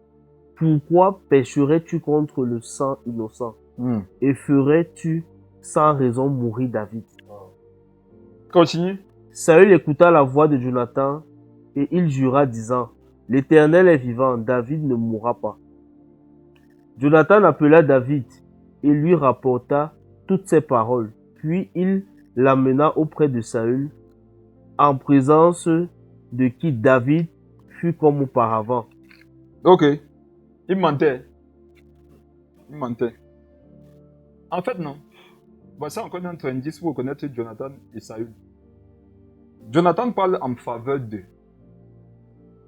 Saül parle contre la vie d'eux. Comment savoir que quelqu'un n'est pas Jonathan pour l'autre? C'est que quand tu vas lui parler en bien de la personne, son cœur va s'irriter. Et je vous assure, vous pouvez le discerner par le Saint-Esprit. Parfois, vous allez parler en bien de quelqu'un à quelqu'un d'autre. Et vous savez que l'autre n'est pas heureux. Ne lui parlez plus. Vous êtes en train de former un Saül en voulant être vrai. Vos affaires il faut être vrai avec les gens. Ça dépend. Je ne dis pas qu'il faut être faux. Ce que je dis, c'est qu'il faut avoir des limites. Il y a des personnes, plus tu es vrai avec eux, tu es en train de former un mauvais cœur. Parce qu'ils n'aiment pas ce que tu leur donnes comme information. Saül veut tuer David. Jonathan parle en sa faveur. Ça ne plaisait pas à son père. Donc il dirait, ok, tu as raison, c'est faux. Et les gens, tu ne pas comme ça, ils font aussi ils ne comprennent rien. Tu essaies de leur expliquer, ils ne comprennent pas. Ce qu'ils établissent dans leur cœur, c'est que, donc il aime David. Donc si demain là, je vais compter sur quelqu'un pour finir avec lui, ça ne sera pas avec lui, mon fils. C'est la raison pour laquelle il est parti lui lancer la lance quelques temps après. Il n'est pas parti avec Jonathan. Il est parti seulement avec ses serviteurs parce qu'il connaissait l'état de son cœur. Il connaissait l'état du cœur de Jonathan vis-à-vis de David. Je vous dis, ça sont des sagesses. Pas seulement spirituelles, mais ça s'agit même de la vie. Ne donnez pas certaines informations concernant certaines personnes à certaines personnes lorsque vous connaissez la réaction que ça produit dans leur cœur. Il y en a plus sur leur dit ce qu'il y a de bon entre quelqu'un. Ça garde leur cœur. Garde plus son cœur. Laisse ça dans l'ignorance. C'est mieux pour la personne comme ça. Parce qu'ils vont te faire comme Saül. Ah, vraiment, tu as raison. Je ne vais pas faire de mal. Mais en fait, David, dans sa peine, ça fait mal. Et l'homme est comme ça, c'est humain. Mais dans le cas, c'est que tu es humain, ne te joue pas les spirituels. Va dans la prière, dis que Seigneur Jésus, ça ne va pas là-bas au niveau de mon cœur. Comme me parle en une tête, ça me fait mal. Attendons ensemble. Amen. Les gens sont vraiment tristes. Ça va aller, soyez concentrés. Soyez concentrés. J'espère qu'on est en train de comprendre qu'il y a une urgence à chercher Jonathan. Normalement, qui est celui qui communique les manteaux? C'est le Saint-Esprit. Qui communique l'épée? Le Saint-Esprit. Qui communique les vêtements? La ceinture. C'est le Saint-Esprit. Mais ce jour, on nous voit que qui a communiqué à David? C'est Jonathan. C'était un homme. C'était un homme. Il y a des choses spirituelles qui ne vont pas toujours être données par le Saint-Esprit lui-même, mais parfois par un homme. On l'a vu avec Jésus. Dieu a envoyé un ange pour le fortifier. Et un ange là, ça peut être un ange du ciel, ça peut être un ange humain, physique. Et il vous donne un conseil, et au moins un ange. Et si vous avez bien compris ce qu'il a expliqué, un ange, on peut tout lui dire.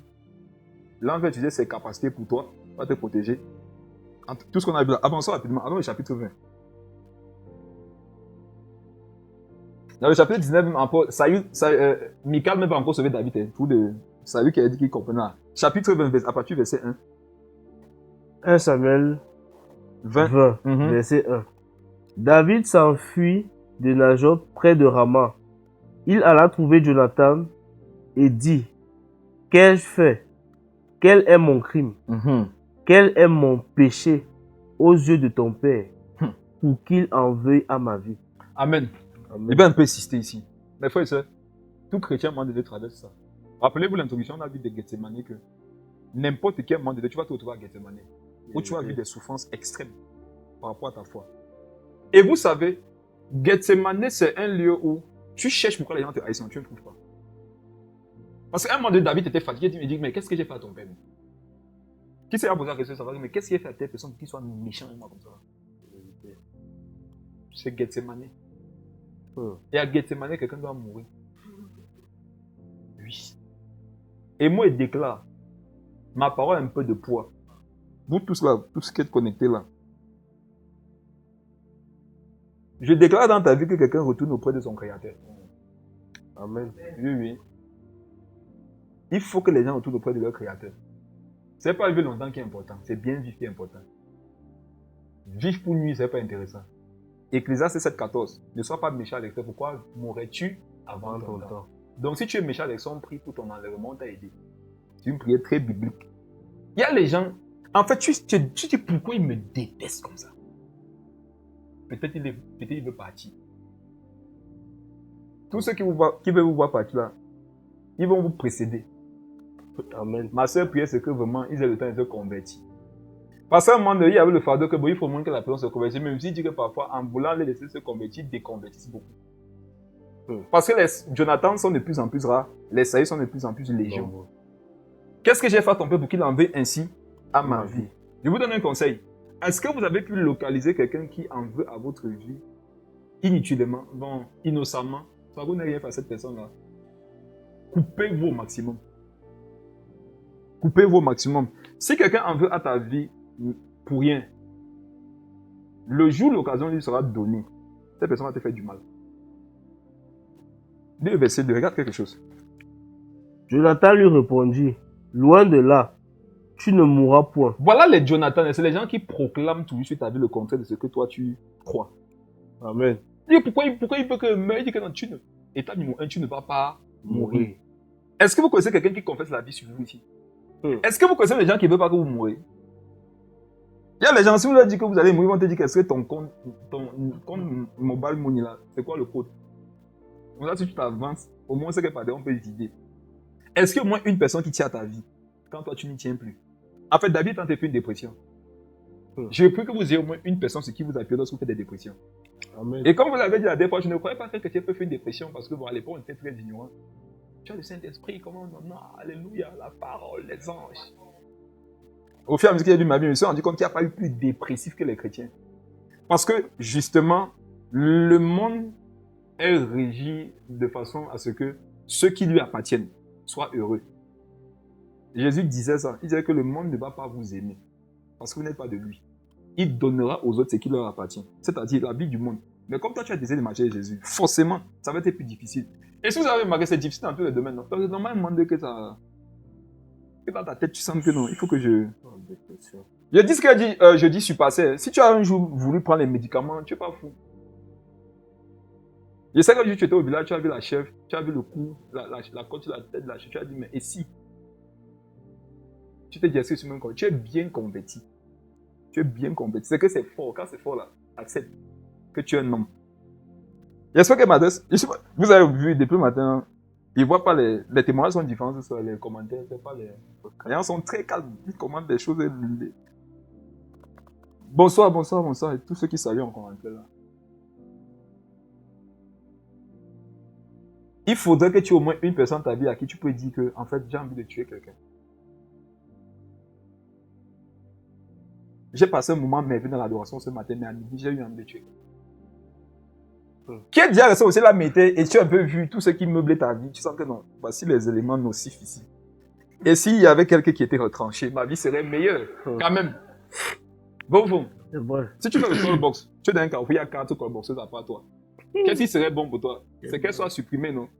Donc si parfois l'envie te met, ne cache pas l'envie au Seigneur de vouloir que toutes ces callboxeuses qui te rappellent pas du marché soient retranchées. Et c'est pas ce qu'on comprenait. Parlez à Dieu avec vos âmes. Mais comme je vous le disais, il y a des choses que vous ne pouvez pas dire au Seigneur. Il y a des choses que vous devrez dire à un ange. À un ange. Toi, actuellement, c'est ce qui est dans mon cœur. Est-ce qu'on peut le dire ce qu'on s'est dit? On ne peut même pas. On ne peut même pas. Vous n'avez pu venir à l'église. Qui nous conduit? Vous savez pourquoi, en fait, c'est très très important d'avoir des gens à qui vous pouvez parler. C'est très important. C'est pas l'affaire d'onction, des rémailles. C'est une affaire de quelqu'un qui peut t'écouter, qui te comprend. Or, aujourd'hui, les gens, pourquoi les gens sont dépressifs? Parce qu'ils ont l'impression qu'il y a de moins en moins de personnes qui puissent les comprendre. Les gens ne veulent pas forcément qu'on résolve leurs problèmes, ils veulent qu'on les comprenne. Ils veulent qu'on les comprenne. De pouvoir dire que, waouh, c'est vrai, je comprends. Waouh, ah, bon, ah, ok. Et que tu commentes même. Il y en a quand tu commentes, les situations sont dépassées. Waouh, quand tu commences à dire que tu as compris, oui, j'ai compris. Et c'est pas choquant. Je me rappelle à l'époque, il y avait une femme là, on m'avait appelé pour que je prie pour elle. Elle pourrissait des 2 pieds. C'était mystique. Et j'étais là-bas, c'était moche. Tchai. Elle pourrissait. Elle n'avait pas de peau sur ses pieds. Pourri carrément. C'était moche. Et il y a des choses que le Seigneur m'a enseigné. C'est que la vie, c'est pas ce que tu dis. C'est l'état de cœur que tu dégages avec quelqu'un qui souffre. Et l'heure du pansement vient, l'infirmière vient pour ses pansements. Et elle voulait absolument qu'on se réfléchisse. Elle dit que non, pourquoi? Elle dit que non, on va faire le pansement, c'est pas beau à voir, que tu sais ce que mon âme a vu. Elle dit, regardez, enlève-moi les bandes là. Quand l'infirmière a enlevé les bandes, dans mon âme, non, je suis monté sur le sycomore. Donc, ce que tu vois, c'est tellement affreux. Et vous dit, tu vois, quelqu'un qui pouille, il y a des endroits où tu vois l'os, des endroits où tu vois la chair blanche, et à l'extérieur, mais à l'intérieur, quoi. Et d'accord, on arrive là, bon, il lui dit que, donc, c'est ça que tu veux, faut pas déranger.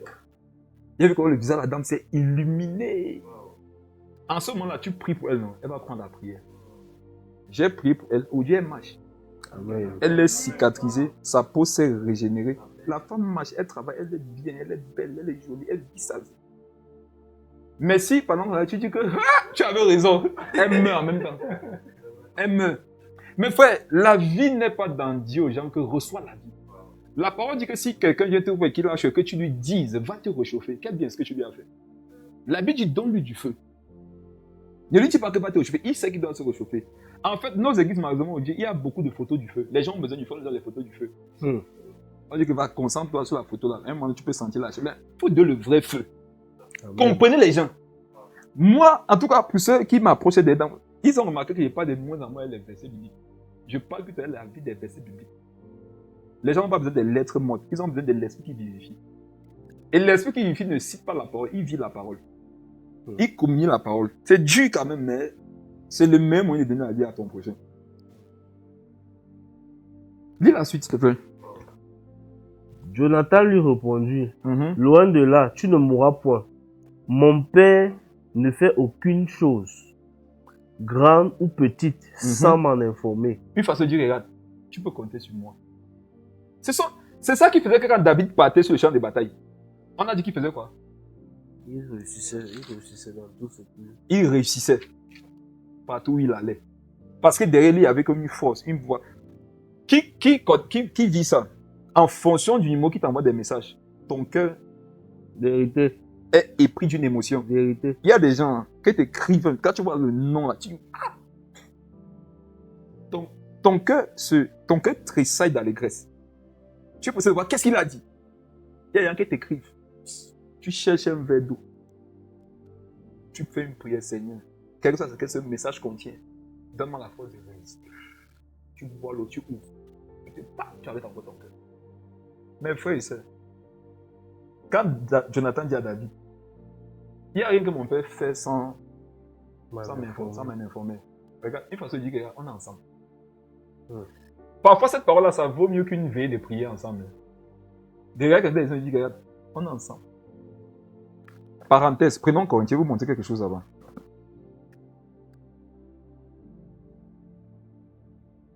C'est dans Corinthiens combien là?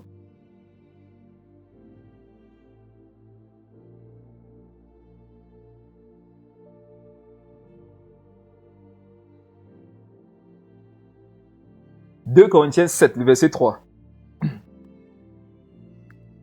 2 Corinthiens 7, le verset 3. 2 Corinthiens 7, le verset 3. Oui. Ce n'est pas pour vous condamner que je vous parle de la sorte. Si Paul dit que ce n'est pas pour vous condamner que je parle de la sorte, ça veut dire que ces frères étaient condamnables. Ça veut dire qu'ils avaient des culpabilités qu'ils portaient. Si on dit à quelqu'un, je ne te dis pas ça pour te connaître, ça veut dire que la personne a fait une chose qu'elle ne devrait pas faire. Lis la suite. Car j'ai déjà dit que vous êtes dans nos cœurs, Voilà. à la vie et à la mort. Paul ne s'adressait pas aux gens qui se sanctifiaient. Paul s'adressait à des personnes qui avaient commis des fautes. Il leur dit que les gars, ne réfléchissez pas sur ce qui s'est passé là. Moi, il vous ai dit. Comment ça? Ça aide plus à vaincre devant. Ça, c'est une force supérieure même parfois pour s'en sortir. Plutôt que quelqu'un qui va venir te montrer comment il faut sortir. Parfois, tu n'as pas besoin qu'on te montre comment sortir. Parfois, tu as juste besoin qu'on te rassure que même si tu es encore là-bas, non, je suis avec toi quand même. Ça donne envie de sortir. Mais quand on te dit sors, tu sais que tu dois sortir. C'est pourquoi tu n'es pas sorti. Je vous ai dit ces choses, relis. Ce n'est pas pour vous condamner. Ce n'est pas pour vous condamner que je parle de la sorte, car j'ai déjà dit que vous êtes dans nos cœurs à la vie et à la mort. Est-ce que vous pouvez me citer 5 personnes dans les cœurs desquelles vous êtes? Des personnes qui peuvent être à la vie et à la mort. Pas le cantique qu'on chante, parce qu'il y avait aussi un cantique dessus. Mon frère m'a dit à la vie et à la mort. Quand ils s'embrassent, il y a les éclipses dans leur cœur. Et tu ne pourras pas savoir tant que tu n'es pas en danger. Ou tant que tu n'as pas fauté. Et vous demandez pas partir fauter, mais vous dites le jour où vous avez fauté, vous allez savoir qui sont ceux qui sont avec vous. Sinon, non, quand vous crachez au feu là. Je vous donne un conseil. N'établissez pas les personnes qui vous seront chères par rapport aux choses de la foi, les choses de la vie, de la société. Quand vous réussissez, on aime tous, tout le monde aime ceux qui réussissent. Tout le monde aime celles qui sont belles, ceux qui sont beaux. On les aime tous.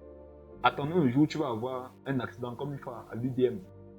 Parce que en fait, le campus de l'Université des Montagnes, il louait les locaux dans notre maison à Baranté. Et il y avait eu un accident là-bas un jour. Une belle fille, elle manipulait l'acide chlorhydrique. A pris son visage, défiguré jusqu'aujourd'hui. C'est le jour là qu'elle va savoir si elle était belle. Vraiment, pour ceux qui disaient que tu es une belle fille. En fait, non. Les gens voient ton visage alors qu'il fallait qu'on voit ton âme. Je vous donne un conseil. Même par rapport au mariage, non. Mariez l'âme des gens. Mariez pas les visages. Mariez l'âme des gens. Un visage beau reste beau parce que ça émane dans la manifestation faciale d'une âme qui est pure. Il y a une belle sorcière, mais qu'elle te mord. Elle va tirer ton sang.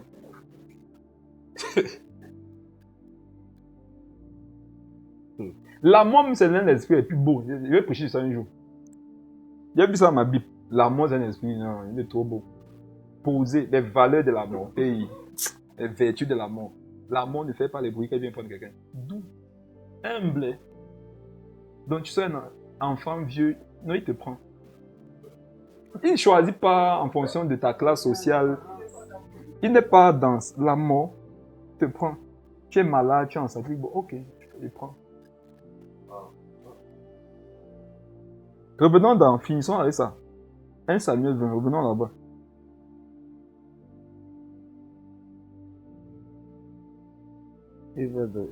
Continue, tu es au verset 3, vas-y. Verset 4. Jonathan dit à David, je ferai pour toi ce que tu voudras. Moi, le verset, ça m'a fatigué. Jonathan dit à David, je ferai pour toi Oui. ce que tu voudras. j'ai pris que vous ayez de bonnes, j'ai pris que vous fassiez des rencontres. Amen. Je ferai pour toi ce que tu voudras. Oh, c'est fort, hein? C'est fort. Ça, c'est pas quand tu... En face de toi, tu as l'adversité, non? Mais quand quelqu'un t'a dit ça, il dit, tu sens une énergie, une force, une puissance, que parfois tu vas pas trouver dans une veille de prière en langue. Parce que, sont d'accord, hein, que personne ne nie ce fait. Parfois, Dieu semble très lointain. Très, très lointain. Même si tu sais qu'il est là. Le temps que tu sois conscient qu'il est vraiment là, parfois il te faut à côté un Jonathan. Parce que c'est pas comme si Jonathan était là tout le temps. Mais Jonathan était là quand même. Je ferai pour toi ce que tu voudras. Vous connaissez combien de personnes qui veulent faire votre volonté? Vous en connaissez combien? Parce que quand quelqu'un veut faire ta volonté, ça veut dire qu'il a renoncé à sa propre volonté. Vous connaissez combien de personnes qui sont capables de renoncer à leur propre volonté pour votre volonté? Il ne peut pas dire des choses ici. Il y a des choses qu'il ne peut pas dire ici. Notre père l'enfant nous a dit un jour que vous êtes tellement lourd que c'est devenu musulman. Il sait qu'il est parti, il est parti prier à la mosquée. Il nous a dit ça. Hein? Les gars, non. Il fait que s'il devient musulman, on va partir. Il fait que on parle là-bas. Regarde. Mon père, la fois, me dit que s'il devient musulman, non, forcément, je sais qu'il y a des choses sur la foi chrétienne que je n'ai pas comprises. Donc, le temps de réfléchir, je vais chercher mon tapis. Hein? Mon truc. Comment on appelle ça? Un chichien. Hein, mon chapelet. Ils prennent là un peu le fond de terre et met ici comme ça. Parce que les gars qui prient beaucoup, ils ont, hein, c'est un peu noirci ici. Mais dans la mosquée, comment ça baisse? Ah là, il veut dire que le padre, on fait quoi ici? On fait quoi ici? Qu'est-ce que tu as comme révélation? Vous savez pourquoi c'est important? Parce que si c'est trompé et qu'on laisse partir, il n'y aura personne pour le ramener. Je vous donne un conseil. Marchez beaucoup avec les gens dont vous avez l'impression qu'ils sont en train de vraiment de s'égarer. Parfois, les spirituels, laissez-les. Laissez les spirituels vous besoin de quelqu'un. Et je m'adresse aux spirituels. Écoutez-moi bien. Allez réécouter le live de la dernière fois. Vous allez comprendre les vérités. Et j'ai pris l'exemple de Jésus. Je ne parlais pas d'un homme, j'avais parlé de Jésus. Jésus marchait comme ça. Les apôtres sont dans la barque. Ils voulaient les traverser. Mais il est revenu. Vous ne comprenez pas ça, vous ne comprenez pas ça. Un jour, Jésus a besoin d'eux là. Donc, que tu sois spirituel comme tu veux t'assurer, un jour ta spiritualité va te manquer. Ta spiritualité ne sera pas présente. Et tout ce que tu auras rejeté au nom de leur charnalité, c'est le mot existe. Tu vas les chercher, tu ne vas pas les trouver. Jonathan dit à David, je ferai pour toi ce que tu voudras. Ça, c'est la loyauté. Amen. Ça, c'est la loyauté. Dis la suite. Et David lui répondit, voici, c'est demain la nouvelle lune. Et je devrais m'asseoir avec le roi pour manger. Laisse-moi aller, et je me cacherai dans les champs jusqu'au soir du 3e jour. Si ton père remarque mon absence, tu diras, David m'a prié de lui laisser faire une course à Bethléem, sa ville, parce qu'il y a pour toute la famille un sacrifice annuel. Et s'il dit, c'est bien, ton serviteur alors n'a rien à craindre. Ouais. Mais si la colère s'empare de lui, sache que le mal est résolu de sa part. Très bien, ça veut dire que Jonathan devait jouer le rôle de l'espion. Amen. Amen. Je vais finir avec ça. Pour vous dire que peut-être quand vous allez retour, vous pourrez noter ça posément pour savoir les caractéristiques des personnes qui représente pour vous des Jonathan avec lesquels vous devez marcher. C'est pas que vous ne devez pas marcher. David marchait sur les Saül, hein, mais il savait qui était chacun. Jésus a marché avec les apôtres, y compris Judas pendant 3 ans, mais il savait qui était Judas. Il lui a donné la caisse, mais pas son cœur. Il lui a donné accès à l'argent, à son argent, mais pas à son âme. Permettez que les gens puissent avoir accès à votre argent, mais pas à vos âmes facilement. Et on comprend aussi par là que ce n'est pas parce que tu donnes son argent qu'il est toi. Amen. Amen. Oui, oui, moi, je me donne là aux gens, je ne suis pas eux. Parfois, c'est parce que je ne suis pas toi qui te donne mon argent. Ma preuve de ma non-compagnie d'avec toi, c'est que tu te dépannes. Faites attention, hein. Les choses matérielles, ne rattachez pas toujours aux choses spirituelles. Déjà, dit que, regarde, toi, tu vas voir la réaction de ton papa, tu vas lire ça et tu vas me prévenir de ce que je dois faire. Amen. Maintenant, il finit avec une prophétie. Regardez. David a coupé les cheveux de Samson. Ce qui arrive à arriver. Mais ça repoussait. Amen. Ça repoussait. On a crevé ses yeux.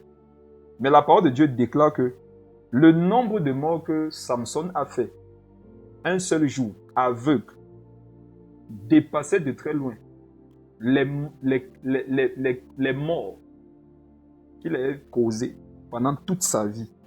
Une façon de dire que, il finit, c'est vous donner un conseil. Faites attention à un enfant de Dieu qui traverse une difficulté. Et à cause de ça, vous avez vu que vous pouvez pas être un Jonathan dans sa vie. Parce qu'aujourd'hui, les gens aiment s'afficher avec tous ceux qui sont élevés. Tout le monde aime ça. On vise beaucoup ça dans l'œuvre de Dieu. On aime s'afficher les gens qui sont à la tête là, qui réunissent les milliers de personnes, qui ont réussi, entre guillemets. Ceux que vous avez négligés là, moi, ils prophétisent sur leur vie. Il y a ceux qui en ont plein, ceux qui sont connectés. Que vos cheveux repoussent au nom de Jésus. Amen. Tes cheveux vont repousser. Ça va repousser. Et les dégâts que tu vas commettre après ça, ça peut prendre le temps, mais les cheveux vont repousser. Amen. Parce qu'il faut dire une chose. Hein. Combien de temps avait pris les tresses que Samson avait? Toute sa vie. S'il fallait encore attendre pour qu'il ait la même longueur, ça devait prendre beaucoup de temps. Mais il n'avait pas le temps. Il faut se dire que Dieu a racheté le temps avec Samson. Amen. Dieu va racheter le temps avec toi. Amen. Ce qu'il a fait avec peu de cheveux, pendant qu'il était là pourtant, il n'avait pas pu faire ça avec toutes ces années de conservation de ses cheveux. Donc s'il y a quelqu'un qui sent que tu vas te réveiller, fais ton afro un peu. Ça peut t'aider. Le vent là, va un peu bloquer. On va prier. Et pendant qu'on va prier, moi j'ai une question à poser à quelqu'un. Regarde, est-ce que tu as ton Jonathan? Est-ce que tu as ton ange? Est-ce que tu as ton Pierre, Jacques et Jean? C'est mon seul sujet de prière. Prions pour que Dieu nous accorde la grâce de connaître notre Pierre, Jacques, Jean, notre ange, notre Jonathan. Prions. Seigneur Jésus, merci pour cette parole. Merci pour ce moment. Nous te rendons infiniment grâce. Que toute la gloire te revienne. Seigneur Jésus, aide-nous. Aide ton Église. Aide ton Église. Aide ton Église. Et nous avons besoin de toi. Nous sommes plus faillibles que ce que nous croyons. Nous sommes plus faibles que ce que nous pensons. Nous avons plus d'handicap que ce que nous pourrions imaginer. Papa, j'en suis conscient. Lorsque je regarde à ma vie, lorsque je regarde à ton Église, je comprends, Père, que nous avons besoin de toi. Aide-nous. Aide-nous, Seigneur Jésus. Papa, donne à chacun de tes enfants, de pouvoir avoir un ange qui va le fortifier. Un Jonathan qui va l'encourager. Qui va lui donner son épée, ses vêtements, son manteau, sa ceinture, ses chaussures. Un Pierre, Jacques et Jean qui pourront veiller avec nous. Seigneur, ta parole nous montre que c'est souvent l'arme dont nous aurons besoin pour l'ultime combat. Papa, soutiens-nous. Que dans l'église, il y ait de plus en plus de vérité des chrétiens les uns envers les autres. Plus de sincérité, plus d'unité. Papa, que la condamnation ne soit pas de notre partage. Mais que la justification, le soutien, la réconciliation, papa, meuble nos vies, meuble nos relations. Seigneur Jésus, retranche de nos vies, retranche tout ce qui doit être retranché. Prive tout ce qui doit être privé. Augmente tout ce qui doit être augmenté. Établis ce qui doit être établi. Je t'en supplie au nom de Jésus. Papa, fais-le pour nous. Fais-le pour ceux qui étaient connectés. Fais-le, papa, pour ceux qui écouteront cet audio. Fais-le, notre Dieu, papa, pour ceux qui écouteront la vidéo. Fais-le, papa, fais-le pour les églises. Fais-le, notre Dieu. Ton église souffre. Fortifie ceux, papa, qui actuellement traversent des difficultés. Fortifie ceux qui actuellement, notre Dieu, papa, ne comprennent pas grand-chose à ce qui leur arrive. Tu es Dieu, tu es puissant pour agir. Merci pour ta grâce. Merci pour ton amour. Aide-nous. Nous n'avons pas parlé parce que nous étions meilleurs que qui que ce soit. Nous avons parlé parce que la nécessité nous était imposée. Papa, aide-nous sur la base de ces faits de parole, mais par la puissance de ton esprit, à ce que nous soyons régénérés, transformés, établis pour la gloire seule de ton nom. Papa, donne-nous de les rencontrer. Ces personnes qui vont nous aider jour après jour à nous améliorer, à nous rapprocher de toi, à te connaître et à vaincre, Papa, toutes ces batailles présentes et futures. Je bénis ton nom, Seigneur Jésus, et te rends infiniment grâce. Au nom puissant de Jésus. Merci Saint-Esprit. Amen. Amen. Amen, amen, amen. Amen. Tu es pour moi un refuge, un abri sûr. Alors en toi, je me confie. Pose ton regard sur moi. Oh, oh, oh, oh, j'ai tant besoin de toi.